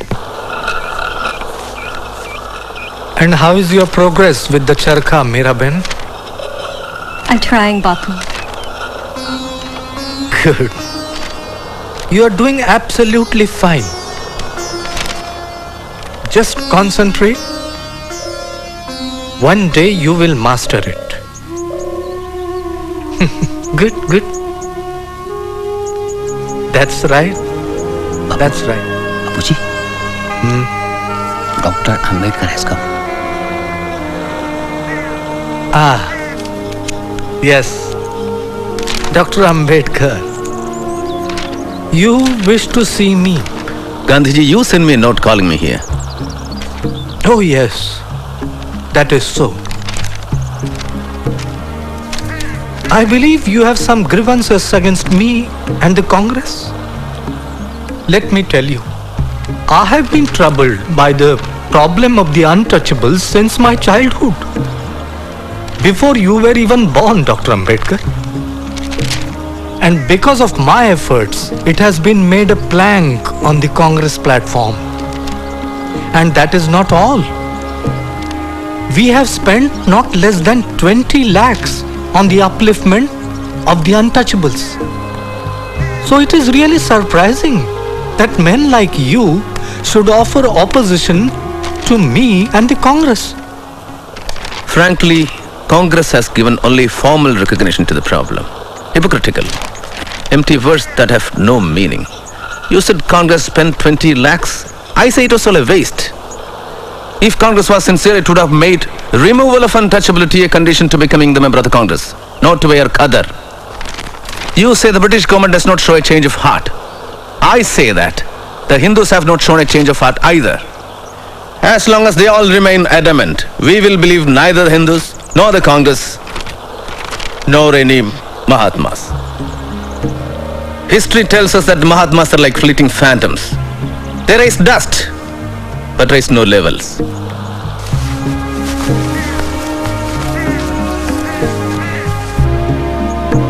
Gandhiji, I have no homeland. But this is your homeland, Dr. Ambedkar. And from the reports that have reached me of your work at the Roundtable Conference, I know that you are a patriot of sterling worth. How can we call this land our home when we are treated worse than cats and dogs? And the injustices inflicted upon us are so enormous that if we should ever be disloyal, the fault will lie with this land and not with us. The congressmen oppose our movement and dub me a traitor, and you call me a patriot. All I know is I have been trying to win elementary human rights for my people without meaning or doing any harm to this land. You can call me a traitor or a patriot. I don't care for either label. So what would you like us to do, Doctor? You have agreed to political safeguards for the Muslims and Sikhs, who are politically and economically much more advanced than the untouchables. The Roundtable Conference has recommended similar political safeguards for the untouchables too. What's your opinion about that? I'm against the political separation of the untouchables from the Hindus. That would be absolutely suicidal. I thank you for your frank opinion. It is good to know where we stand as regards this vital problem.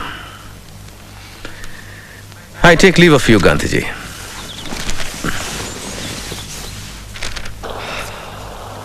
What impatience! Mahadev Bhai? Yes, Bapu? Why do you think he said he has no homeland? Perhaps being a Mahar, he feels... Dr. Ambedkar is a Mahar? The whole world knows this, Bapu. The whole world might know, but I didn't. Why didn't anybody tell me about it?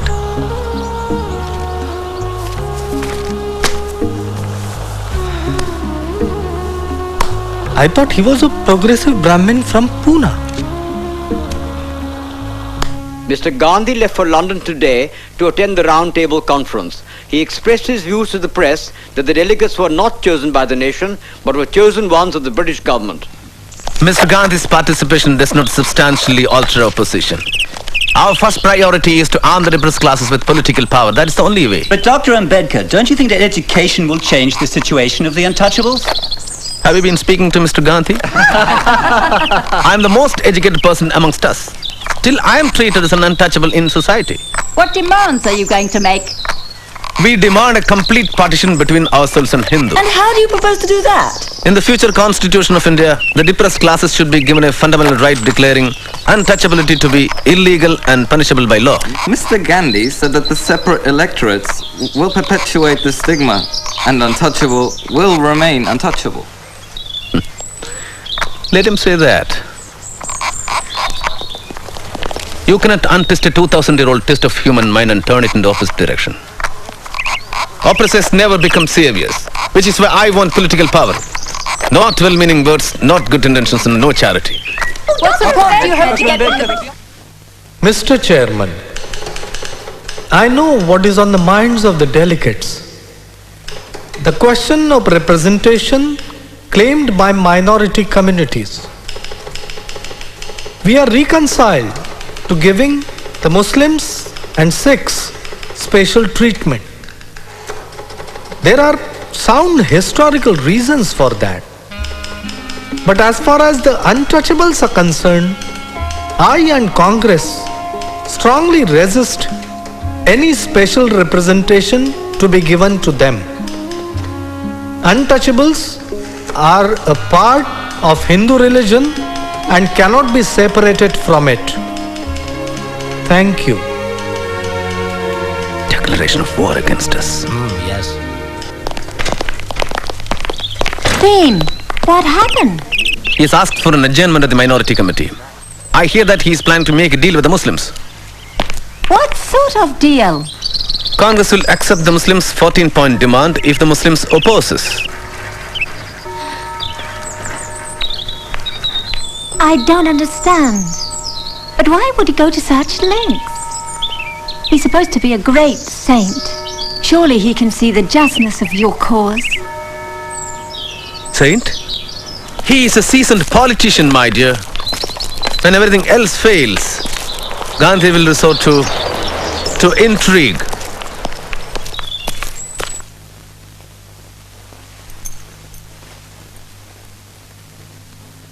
Mr. Prime Minister and friends, I have to announce with deep regret that we have failed to secure an agreeable solution to the communal question through informal discussions. The failure was inherent in the composition of delegates who are nominees of the government and not representatives of the people. As for the Congress, it represents the entire nation, including the untouchables. Mr. Chairman, sir, I have not the slightest doubt that I fully represent the claims of my community. The Mahatma claims the Congress represents the depressed classes more than I do.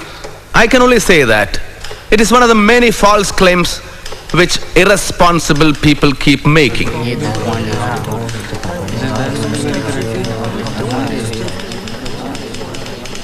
Even these telegrams coming to me from various parts of India, sent by the depressed classes, express no confidence in the Congress movement. And they condemn the methods adopted by the Congress workers. Let me make another point very clear, Mr. Prime Minister. The depressed classes are not clamoring for a transfer of power in India. But if that does happen, it should not fall in the hands of a few, an oligarchy or a group of people. The power should be shared by all the communities in their respective proportions.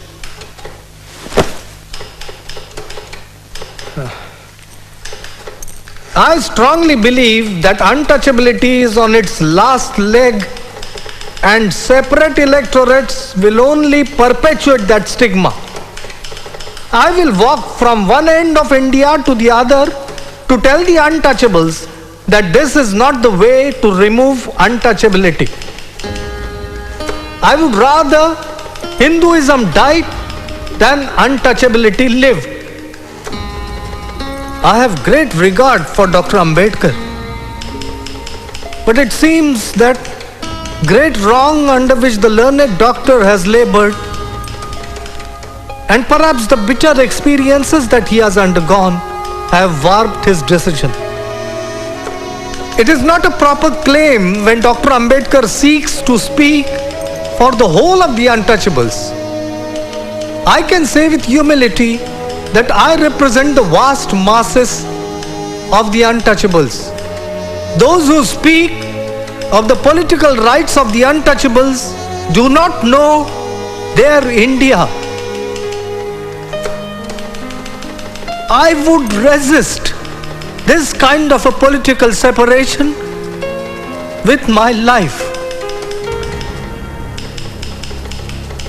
Thank you.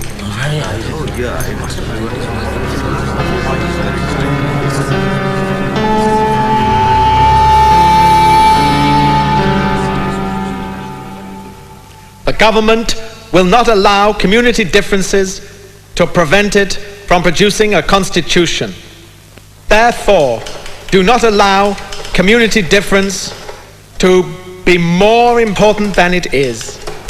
Will you, each of you, every member of this committee, sign a request to me to settle the community question and pledge yourselves to accept my decision? Thank you.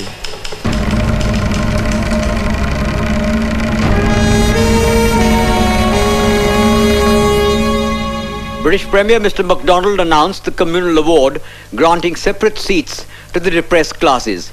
It is feared in some quarters that this award might politically balkanize India.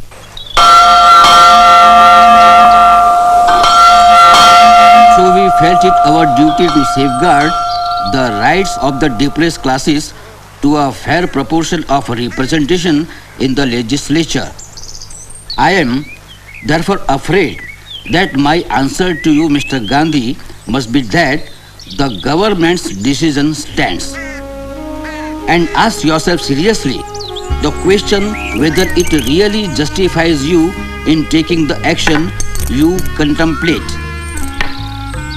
Yours very sincerely, Ramsay MacDonald.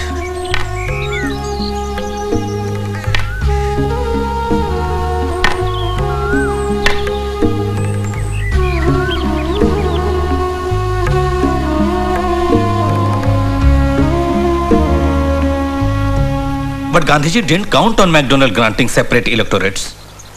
Muslims and Sikhs and Christians too are given separate electorates. Why doesn't he object to those? Why does he have to take it out on us alone? The Mahatma's ways are unfathomable to us mere mortals. But the Mahatma is not an immortal person, nor is the Congress. Instead of fighting Mahatma, why don't you believe that he is sincere in his pledge to remove untouchability? There have been many Mahatmas in India whose sole object was to remove untouchability. Every one of them failed in his mission. Mahatmas have come and Mahatmas have gone, but the untouchables have remained untouchables. Ambedkar! Ambedkar!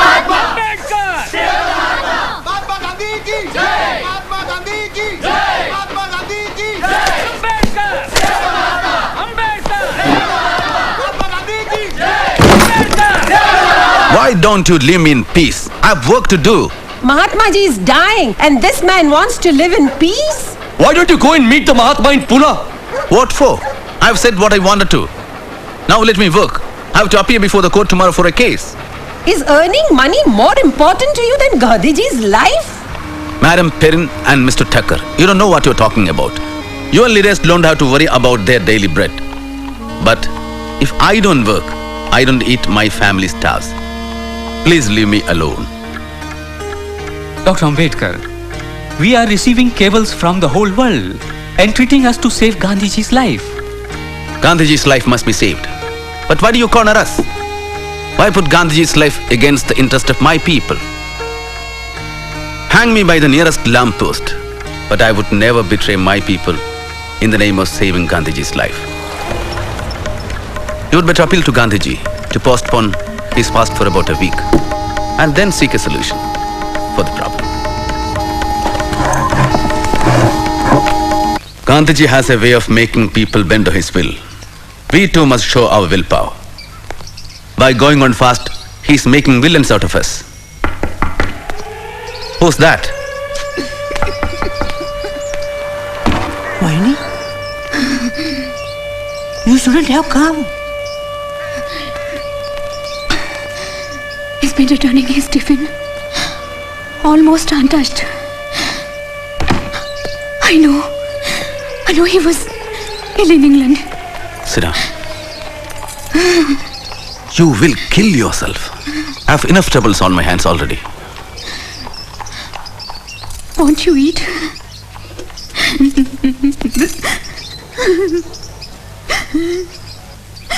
It's almost 12.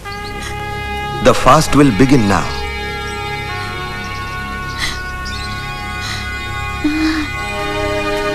Babu? Thank you.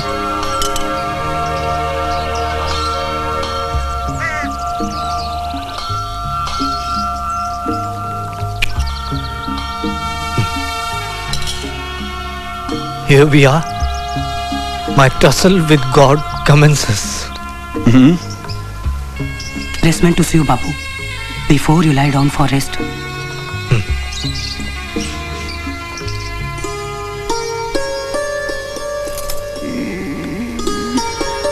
Ramu,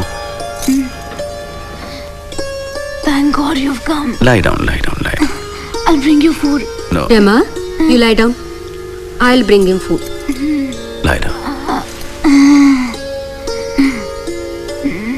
Are you taking medicines regularly? Why do you fight Gandhi, Baba? That's my lot. If I don't wish, I'll be left high and dry.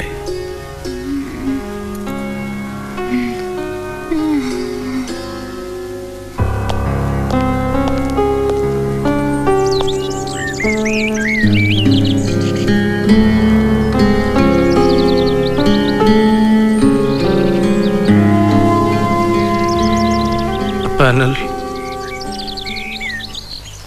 No harm in that. But I would like to meet Dr. Ambedkar first.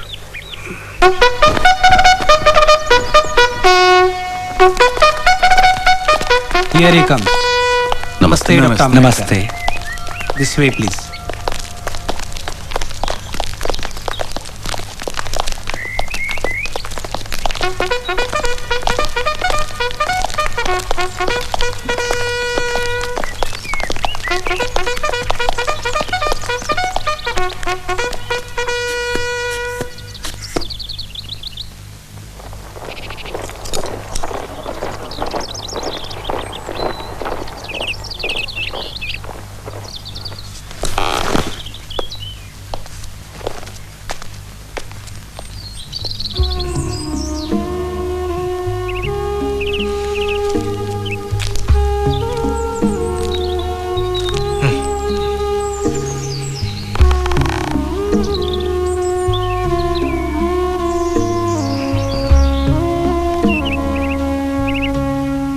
Gandhiji, you have been very unfair to us. That's my lot. What do you suggest? Compensation for giving up separate electorates. I know. The reserved seats. Surely, but the number is negotiable. Let me tell you, Ambedkar, I am fully with you. You are an untouchable by birth. I consider myself untouchable by adoption. And I also know that you want to save my life. Yes, Gandhiji.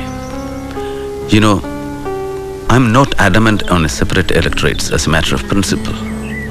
The purpose is to enable a minority to select candidates to the legislature who will be its real, not nominal representatives. Excellent.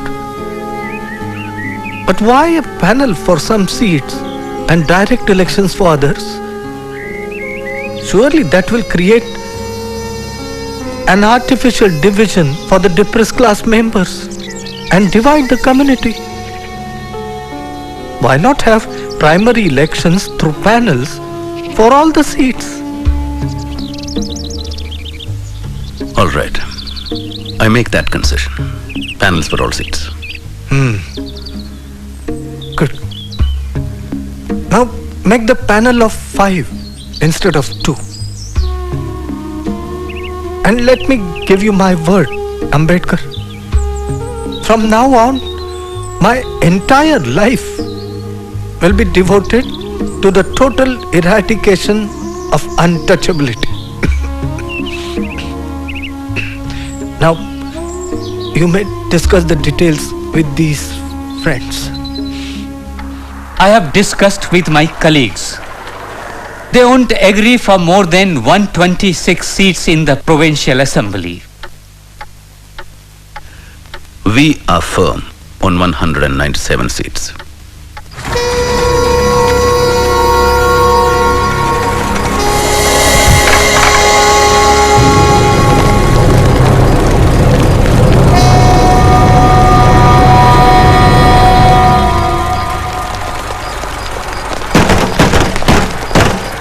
Dr. Ambedkar! मान जाओ! Dr. Ambedkar! मान जाओ! Ambedkar!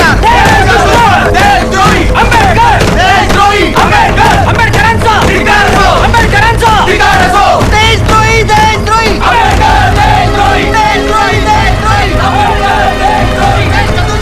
I had warned you, Dr. Saheb. We are receiving threatening letters.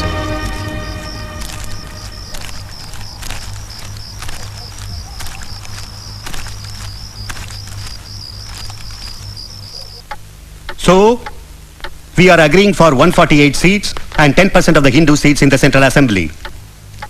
Primary elections should terminate by the end of 10 years. The question of reserve seats should be settled by a referendum in a further 15 years. Dr. Ambedkar, the evil of the reserve seats and separation will be perpetuated by making its removal dependent on the will of the depressed classes. And you are asking for 25 years of referendum. I refuse to believe that untouchability will be no more in the next 20 years or so. Facing the sword of Damocles will surely compel the caste Hindus to change their inhuman attitudes to the untouchables. Dr. Ambedkar, try to understand. Gandhiji is fighting for his life. So what? So what? Oh, sorry. Don't worry. We will ask somebody to clean it. Devdas? How is Bapuji? The doctor says he's sinking. His blood pressure is low. He's dehydrated and getting breathless. Did you hear what Devdas is saying? Dr. Ambedkar, please. Please. No referendum, please.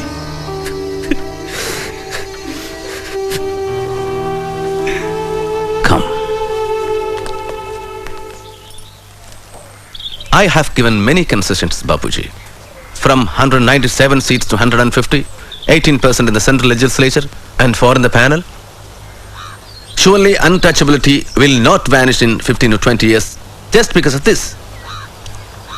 I propose a referendum of the depressed classes in 10 years on this issue. But these people are opposed to that. You mean putting the matter of caste Hindus on trial? Not a bad idea. But why wait for so long? Huh? Why not 5 years? Need I tell you the anguish and resentment of the untouchables against centuries of wrongs and oppressions at the hands of the Hindus? And do you think, Bapuji, 5 years? Yes. I know. You have a right to demand safeguards. But from my fiery bed, I beg you to be lenient, Ambedkar. I seek a reprieve for caste Hindus. Their conscience is aroused, Ambedkar. Statutory measures at this point will only delay the process of heart cleansing and self-purification. But Bapuji... All right. The referendum, but within 5 years. Huh?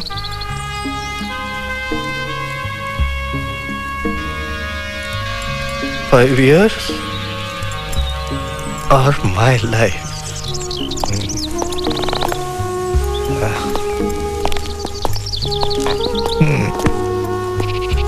Dr. Ambedkar, we should leave.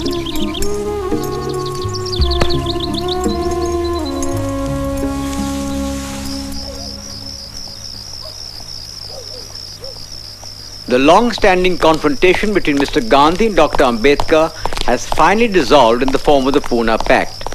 Dr. Ambedkar has agreed to sign it without the condition of a referendum. He and Pandit Malviya will sign it. This will bring to an end Mr. Gandhi's long fast. कर्मण्येवाधिकारस्ते मा फलेषु कदाचन मा कर्मफलहेतुर्भू मा ते संगोऽस्त्वकर्मणि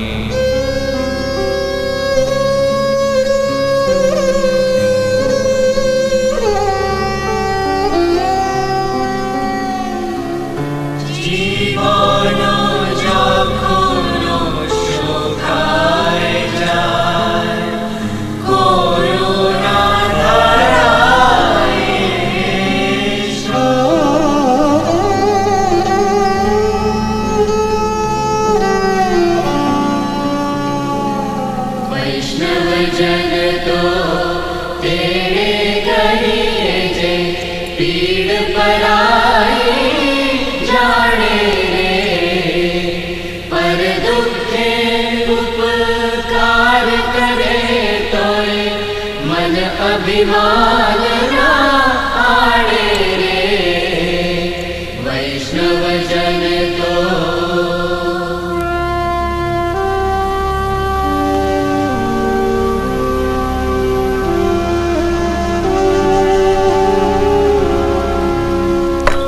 Dr. Ambedkar, once again you have caused a great furore. What can I say, Miss Epstein? It seems to be my lot. It would be no exaggeration to say that I am the most hated man in Hindu India today. I am represented as a traitor, cursed as a destroyer of Hinduism, branded as the greatest enemy of this country. But after the dust settles down and a review of my life is taken objectively by the future historians, perhaps they will acclaim my services to the nation. And if they don't? If they don't, I don't care. I know the depressed classes have implicit faith in my work. They'll hold me close to their hearts. Of that I'm certain. Dr. Ambedkar, I have called you here to lend your support to Subbarayan and Iyengar's temple entry bill.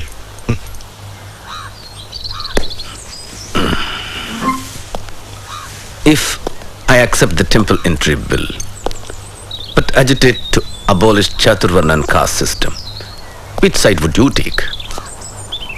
Suppose I accept Chaturvarna, what will be your interpretation? Brahman, Kshatriya, Vaishya and Shudra. Or in the reverse way, Shudra on the top. Dr. Ambedkar, I am a Hindu not merely because I am born in Hindu fold, but I am one by conviction and by choice. There is no superiority or inferiority in the Hinduism of my conception. But if you want to fight Varnashram itself, then I cannot be in your camp. Because I strongly believe Varnashram to be an integral part of Hinduism. So, I cannot be in your camp too.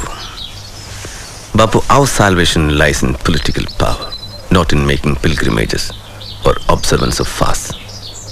I'll take your leave now.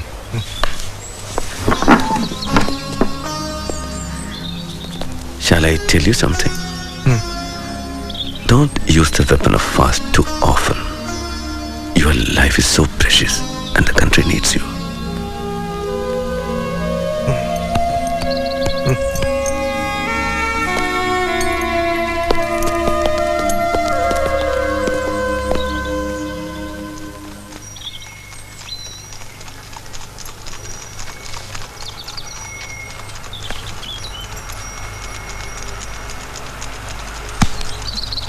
I know you love books.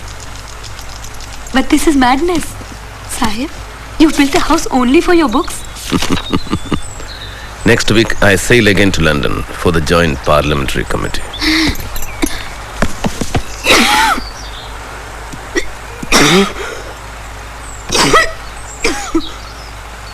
Ramu, come sit here.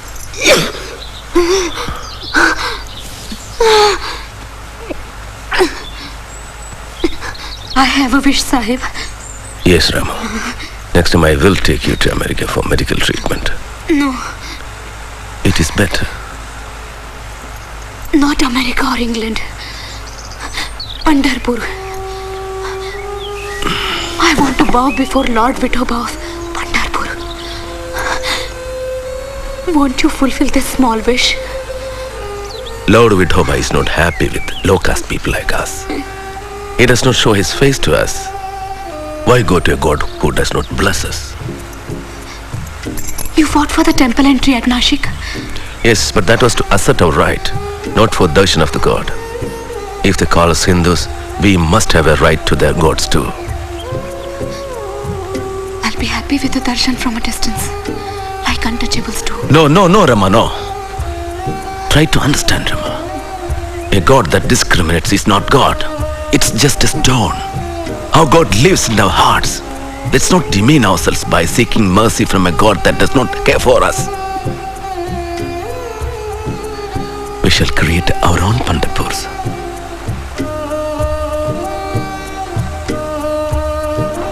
Dear Bhaurao, I am going through difficult times. As principal of the Law College, I am trying to bring reformations in the college syllabus. I am caught up between duties for my people and duties at home. I am anxious about Rama's health. She has deteriorated over the last few days.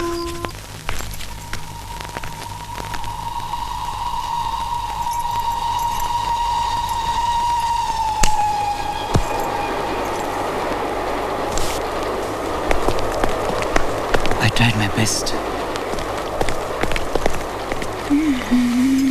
Take this. You'll get well. No. Get well. I'll take you to the best of doctors. It's no use. I'll make you happy. I'm happy. I'll die happy. I'm not afraid of death.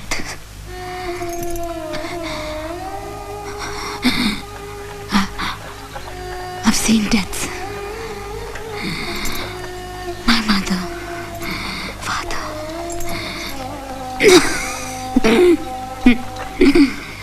Your parents. Hans. Your brother. Our 4 children. Ramesh. Gangadhar. Hindu. Rajratna. I've seen them die. Sahib. Is it raining?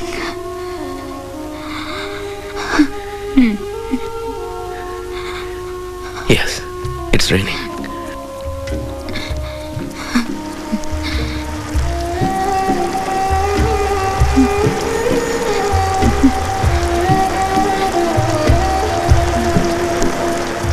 Don't exhaust yourself. I need you. You don't know how lonely I am.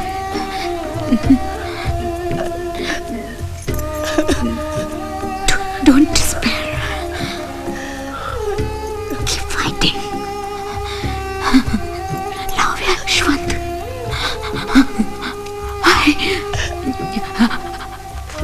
Mother. Rama.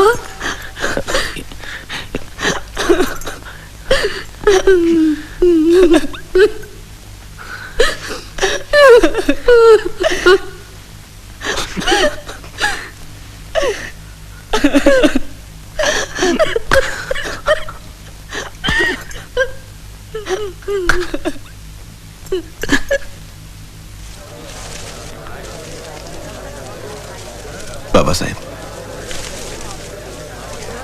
thousands of people are waiting. So, shall we?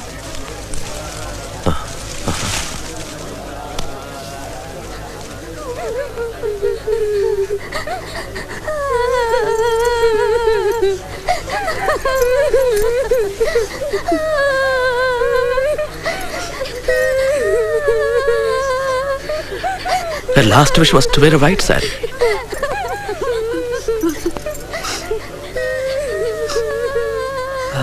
It's customary to clothe in a green sari.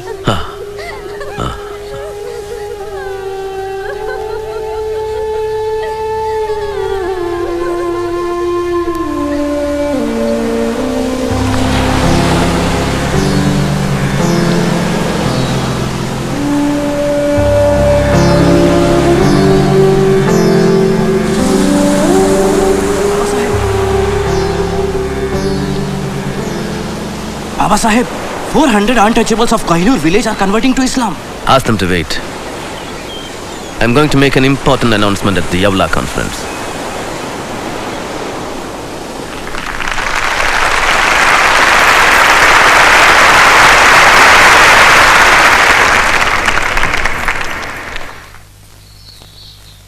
And thus, my unfortunate brothers and sisters, when I look back at the past 10 years of our movement, I despair of the future. Enough. We are no longer dumb animals. The time has come to put an end to this harassment and indignities. Let's leave this cesspool of caste which made us worse than worms. Break these shackles. Destroy the social prison. Let's choose a new religion which will guarantee us equality of status and opportunities.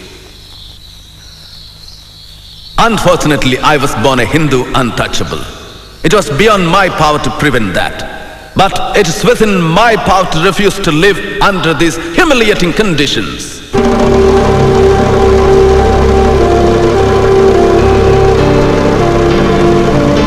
Though I was born a Hindu, I solemnly assure you that I will not die as a Hindu. Dr. Babasaheb Ambedkaranचा! Dr. Babasaheb Ambedkaranचा! Dr. Babasaheb Ambedkaranचा!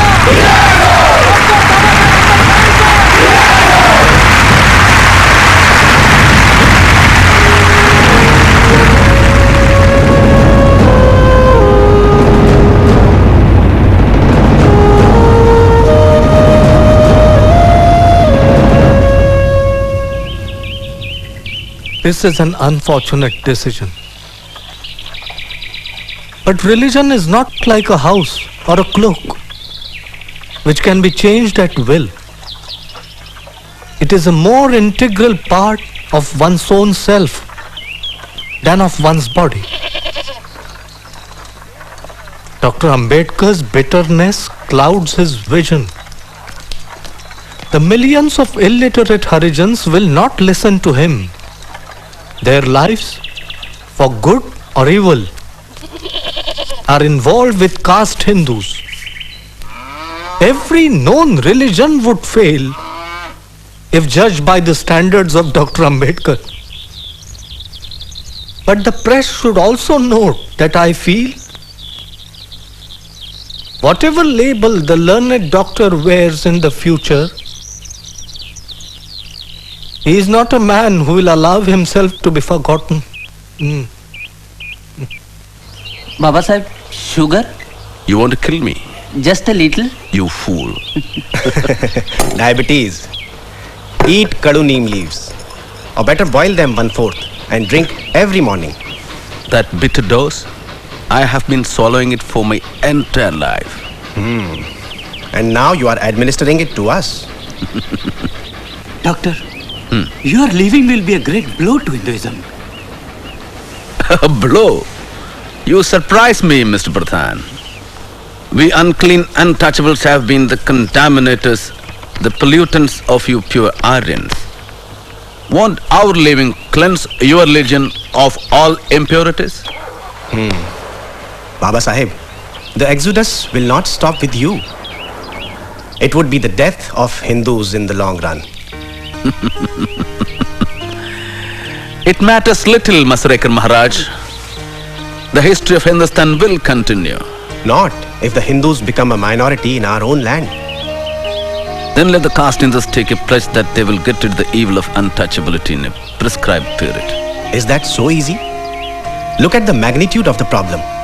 It would require time. Well, I can wait for 5 years for a change in Hindu hearts. But what guarantee? How am I to be sure? Yes, I know that you will show your good intentions. Make him Maharishi Shankaracharya for 1 year. Let thousands of Brahmins fall at his feet. I'm Miss Drescher from the Agripada mission, and I would like you to meet Dr. Henry Crane from America. Hello, Dr. Crane. Hello. He has come to take a close look at your conversion movement. And has already met Mr. Gandhi at Wardha. Yes, Dr. Ambedkar. I've met many people in that connection. And I truly believe that Christianity is the answer that can meet all of your requirements. If you convert into Christianity, all of the Christian nations will help to raise your social, political, and economic status. And I think this won't be objectionable to any of your fellow Indians. Dr. Ambedkar, as the Bible says, the poor shall inherit the earth. Which Bible do you normally refer to, Miss Drescher? The Holy Bible, of course. That's true, but which edition?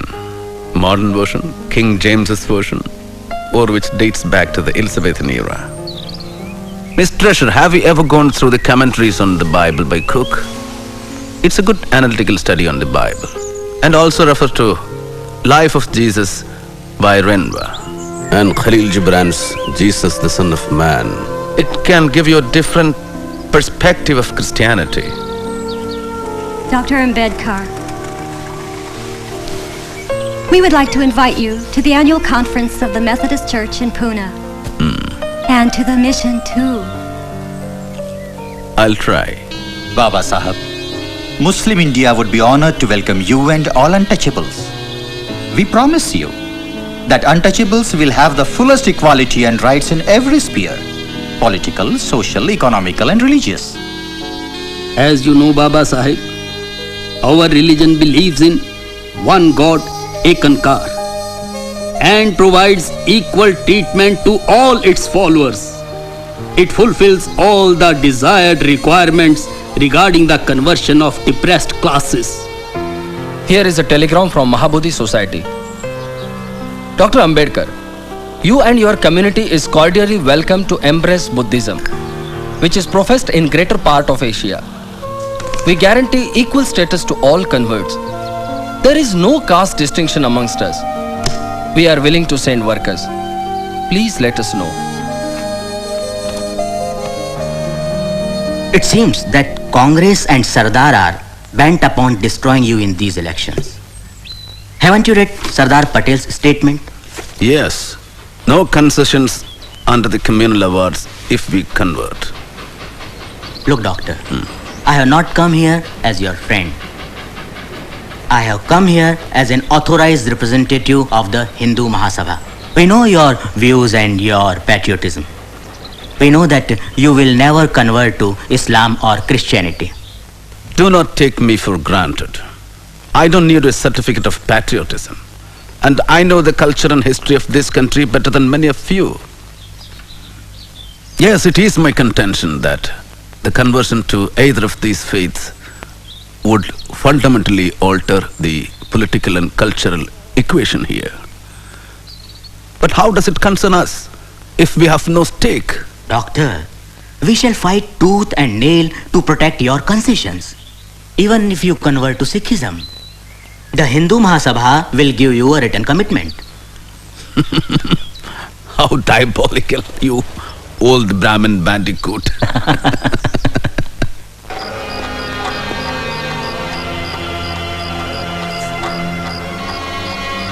Dear Bhaurao, did you notice Dr. Munji's anxiety over my decision to change religion?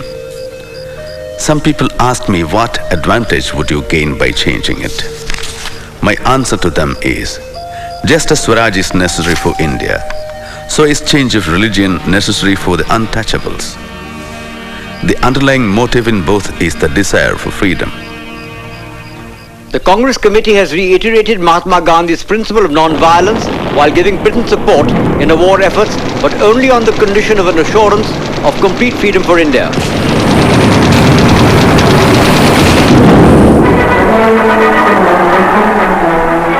On the other hand, Dr. Ambedkar's Independent Labour Party has given a total and unconditional support to Britain's war against fascism. I believe that Nazism is a menace to the future of all mankind. This is a war between dictatorship and democracy. A dictatorship based not on any moral order, but on racial arrogance. The Congress doesn't seem to understand this. Do they want to exchange the British for the Nazis?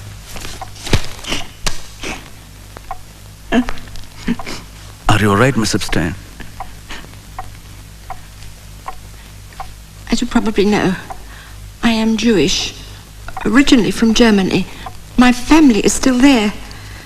They have been reported missing. They may be in hiding. I fear for them. I'm so sorry.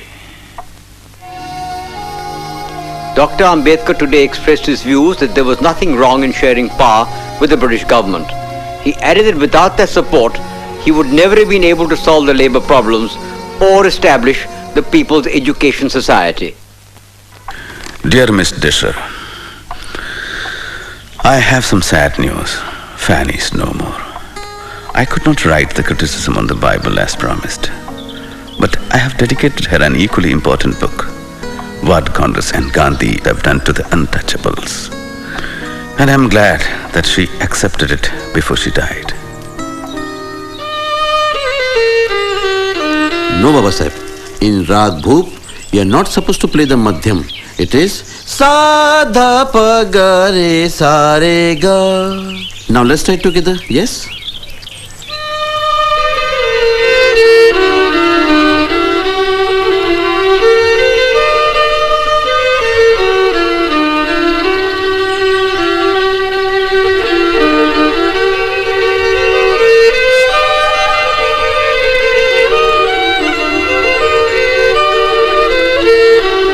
Mr. President, sir, this Constituent Assembly declares its firm and solemn resolve to proclaim India as an independent, sovereign republic and to draw up for her future governance a constitution wherein the territories will be governed by the country.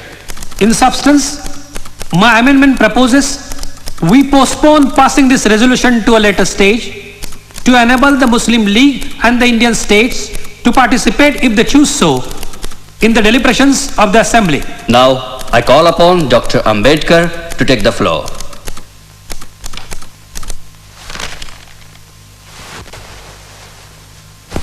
Mr. Chairman, I am indeed very grateful to you for having called me to speak on this resolution. I know today we are divided politically, socially and economically. We are a group of warring camps, and I may even go to the extent of confessing that I am probably one of the leaders of such a camp.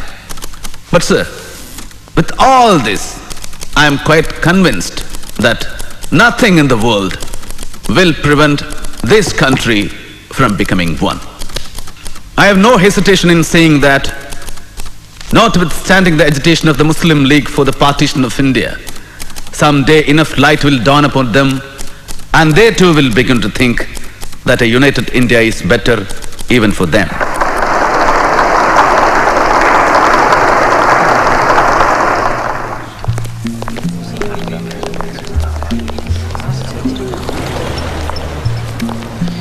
It seems you are firm on your stand on Pakistan. Well, Dr. Ambedkar, in your own words and thoughts on Pakistan, you have said that Hindus think that Pakistan is a dream of Muslims, but Muslims know that Pakistan is a reality.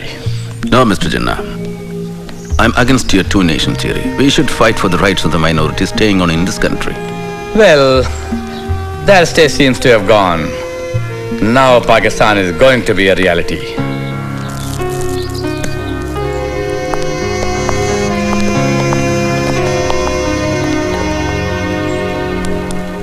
Untouchability in any form is abolished, and the imposition of any disability on that account shall be an offense. Mahatma Gandhi की जय, महात्मा गांधी की जय, महात्मा गांधी की जय, महात्मा गांधी की जय, महात्मा गांधी की जय।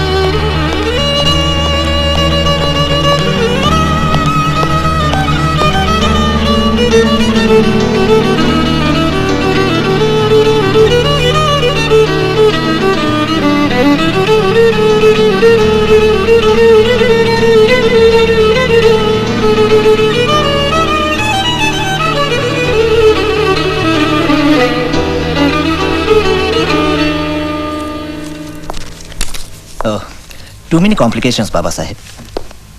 Diabetes, arthritis, high blood pressure, neuritis. Too many complications. You have to be very careful, Babasaheb. Well, I'll prescribe you some medicines.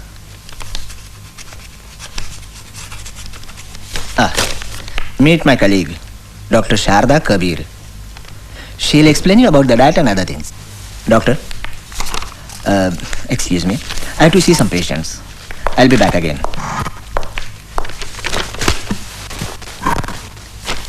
You will have to take insulin injection every day. Besides that, diet and exercise is a must. How is it possible? But you must do it. If you want to live longer. Your people, this country, they need you. If you want, I can come to your home and explain this to your wife. I lost my wife 12 years ago, young lady. Oh, I'm sorry. But there must be somebody at home to look after you. No, I have no one. It is fortuitous that Mr. Jaikar has resigned from the Constituent Assembly. The Bombay Legislative Congress Party would like you to fill his seat. Is this agreeable to you? After 2 decades of poisoning the atmosphere against me, the Congress is sending me to the Constituent Assembly. Will your partymen allow me to work in peace? The country is passing through a critical phase, and it needs you. All people, irrespective of political parties, must contribute in building a new India. Mr. Patil, have you consulted Mr. Gandhi? Yes. Bapu has no objection. Jawahar approves of it. And Rajendra Prasad is keen to get you there. How reassuring to know that. Now you realize that it is possible to be a nationalist without being a congressman. Aren't you happy with the list of ministers, Bapu? Namaste, ji. Namaste. Who will be in charge of law, Jawahar? And framing of the constitution? For the constitution, we are consulting experts all over the world. All over the world? I think a sufferer should write the constitution of free India. How about Dr. Ambedkar, Jawahar?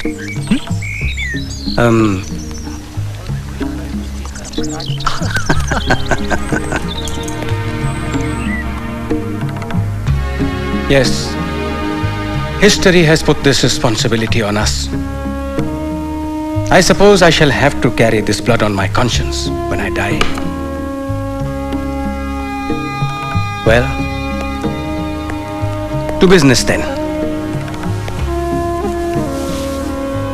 Do you know the reason why I requested you to come here? I would like you to be a part of the national government of Free India. Do you accept? It depends. What portfolio? Law. Will there be enough work? Plenty. Don't worry. A lot of new measures are to be legislated. Yes. The Hindu Code Bill is still pending, isn't it? Well, we are determined to clear it fast. I'm very glad. We shall be working together. Dear Bhaura, India is an independent country today. But will she maintain her independence? Will the many political parties with diverse and opposing political creeds place India above their own castes and creeds? We must be determined to defend our independence to the last drop of our blood. Your blood sugar is so high. No more sugar for you. Who makes tea for you? They tried to remember, but... No, you can't afford to be careless. No more fruits and no more rice. At least for a fortnight. And you need a checkup for next week. There's a meeting of the drafting committee in Delhi. I have to be there for a week. I wonder who is going to take care of you in Delhi. Dear Chitre, my work in the draft constitution has increased a great deal. And on the other hand, my health forbids me the slightest of strains. I have considered your suggestion of having somebody to look after my health sympathetically. I have decided to marry Dr. Sharada Kabir.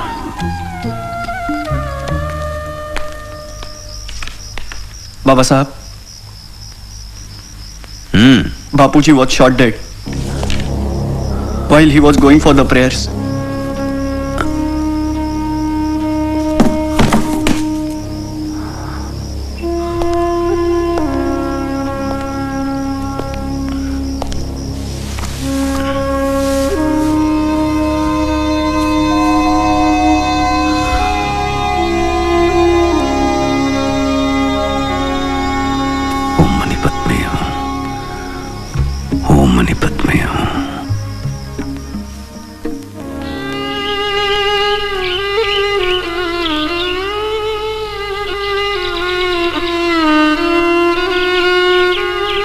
Dr. Ambedkar, you sign first. Then she will sign.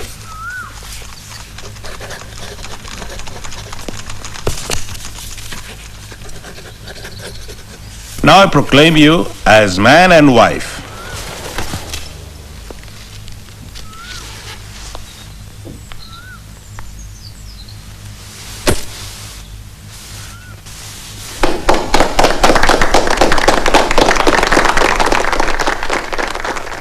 Mr. President, sir, I introduce the draft constitution settled by the drafting committee and move that it be taken into consideration. Mr. President, sir, I am one of those in the House who are aware of the amount of work and enthusiasm that Dr. Ambedkar has brought to bear on the work of drafting this constitution. The House is perhaps aware that of the 7 members nominated by you, one had resigned and was not replaced. One was away in America and his place was not filled up. And another person was engaged in his state affairs, and there was a void to that extent. 1 or 2 people were far away from Delhi, and perhaps reasons of health did not permit them to attend. So it happened ultimately that the burden of drafting this constitution fell on Dr. Ambedkar, and I have no doubt we are grateful to him.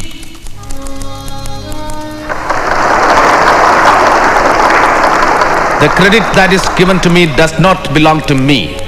It belongs partly to Sir B.N. Rao, the constitutional advisor to the Constituent Assembly, who prepared a rough draft of the constitution for the consideration of the drafting committee. A part of the credit must go to the members of the drafting committee also.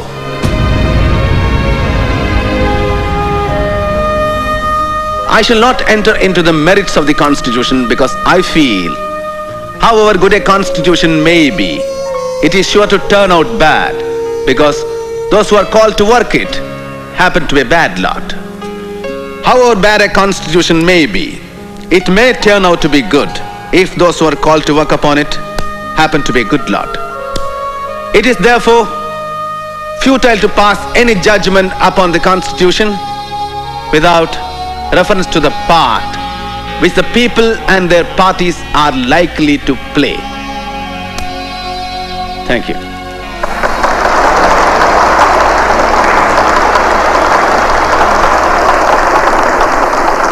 And sitting in this chair and watching the procedures from day to day, I have realized what no one else could have, with what rare zeal and devotion the members of the drafting committee, and especially its chairman, Dr. Ambedkar, irrespective of his indifferent health, have worked. In spite of factual objections, Nehru is strongly in favor of the passage of the controversial Hindu Code Bill that was put forward by Dr. Ambedkar, whose aim it is to improve the woman's lot. He believes the barometer of an enlightened society can be discerned by the status of its women.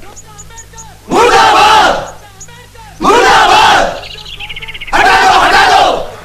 Hatado! Hatado! The Hindu Code Bill is an insult to Hindu Dharma Shastra. It casts aspersions on our hoary traditions and Shastras. What does Dr. Ambedkar know of Hindu Dharma Shastra? Does he know Sanskrit? Has he read Vedas? In a revenge, he is out to destroy the Hindu Dharma Shastra by one blow of this law. Are we going to allow an untouchable to touch our sacred God-given laws? Never, never. We shall shed blood, an uncouth, unclean, untouchable, defiling the laws set centuries ago by Bhagwan Shri Krishna, Bhagwan Manu, Bhagavad Gita, Vedas and Upanishads. Don't touch Hindu laws! Don't touch Hindu laws! Ambedkar! Murdabad! Ambedkar! Murdabad!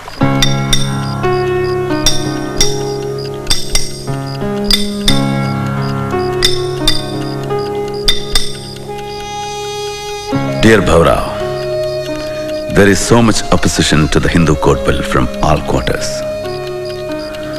The statue of Buddha that Ambedkar is making for Siddharth College is in its final stage of completion. And so is my decision to embrace Buddhism.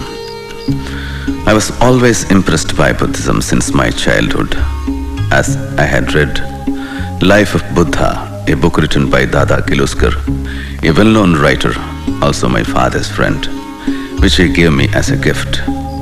Buddhism is the only religion that preaches the three principles of prajna, knowledge, karuna, compassion, and samatha, equality. Buddhism is the answer to the exploitation in the world. People today somehow try to relate Buddhism with communism. But communism is based on force and Buddhism is ahimsa. It's a democratic system, which is why I have made up my mind to advise the millions of untouchables to embrace Buddhism.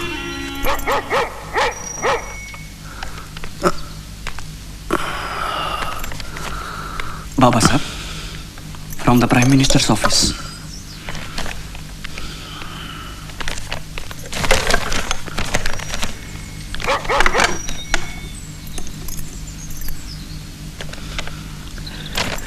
Read it.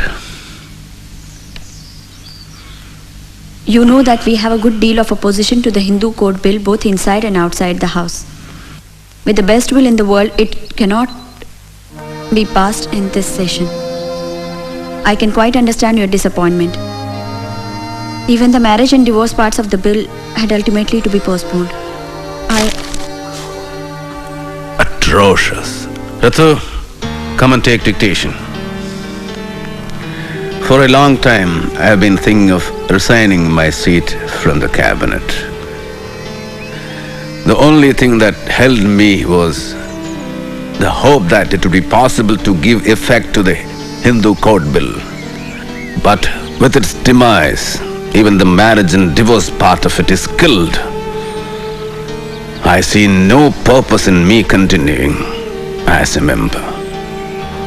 The Hindu Code Bill was the greatest social reform measure ever undertaken by the legislature in this country. To leave inequality between class and class, sex and sex, as in Hindu society, untouched. And to go on passing legislation on economic reforms is to make a farce of our constitution and to build a palace on a dung heap.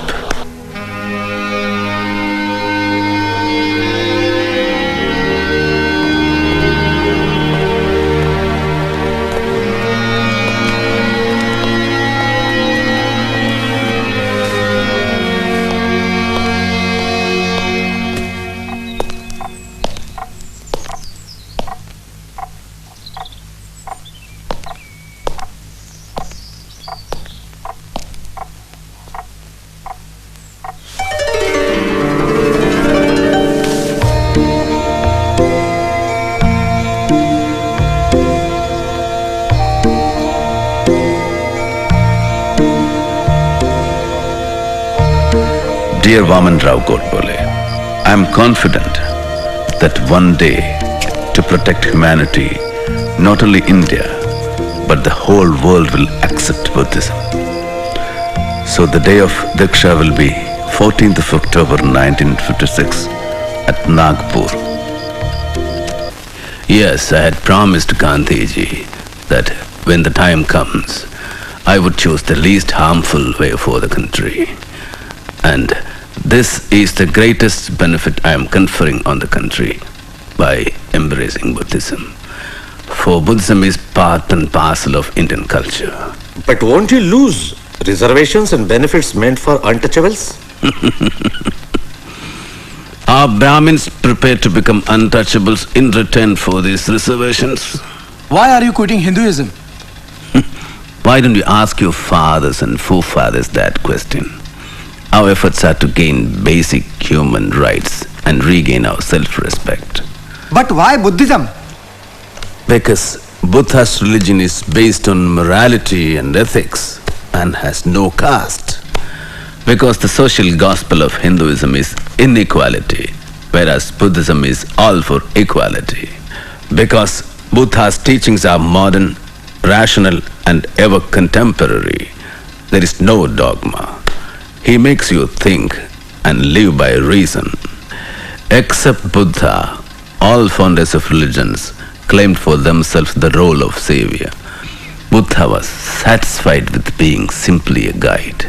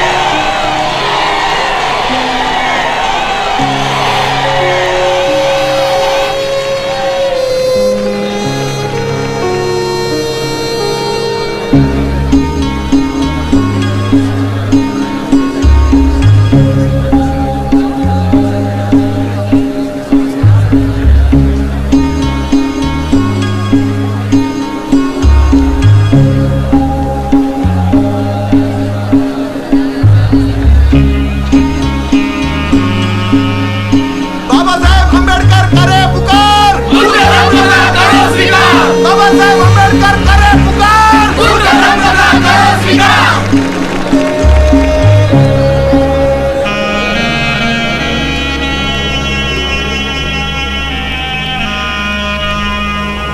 नमो तस्सा भगवतो अरहतो सम्मा संबुद्धस्सा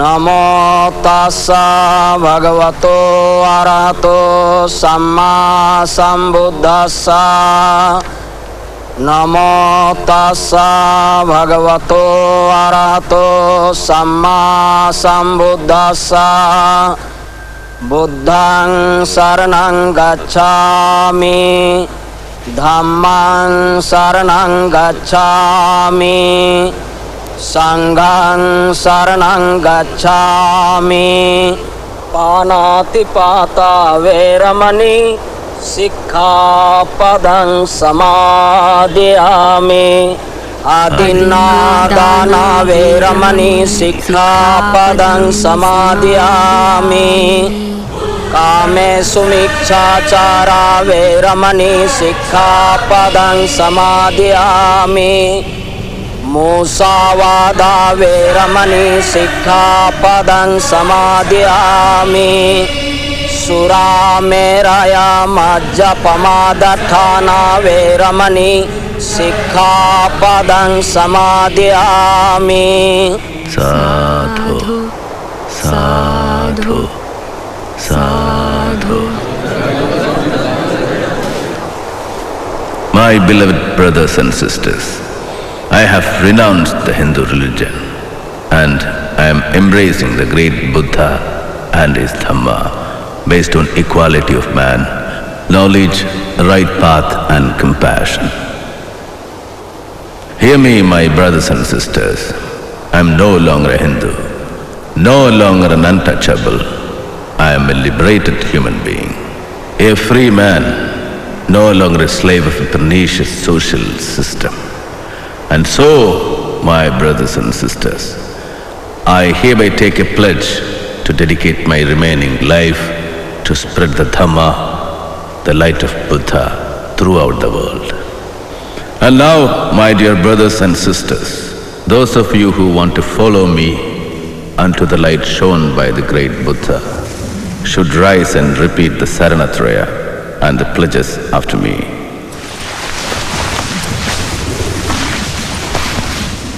I will follow the 10 precepts laid down by Lord Buddha.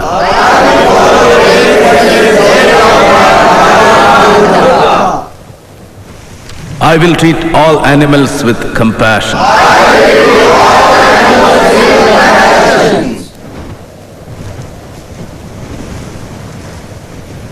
I will consider all men as equal human beings.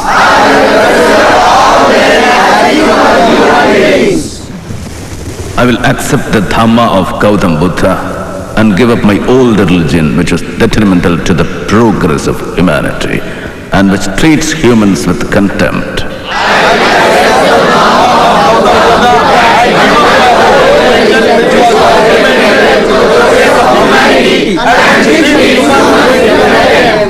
With this, I am being born anew.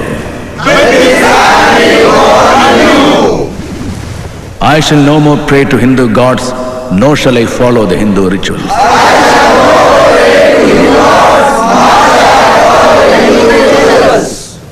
Henceforth, the three principles enumerated by the Buddha, knowledge, right path and compassion, shall guide my actions throughout my life.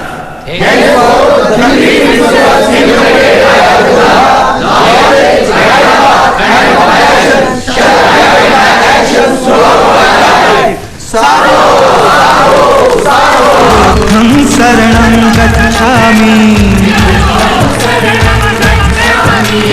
धम्मं शरणं गच्छामि संघं शरणं गच्छामि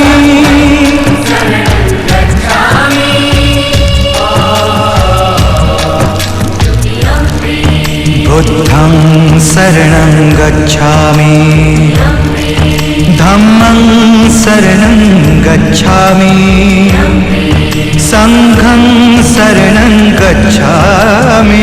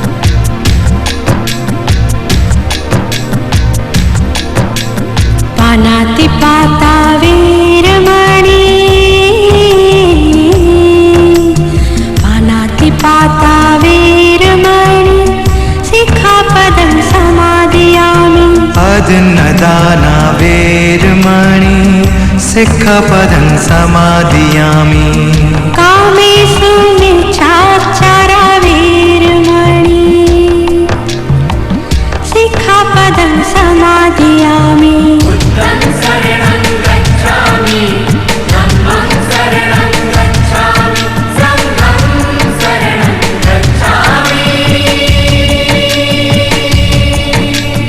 मुस्सावादा वेरमणि मुस्सावादा वेरमणि सिक्खपदं समादियामि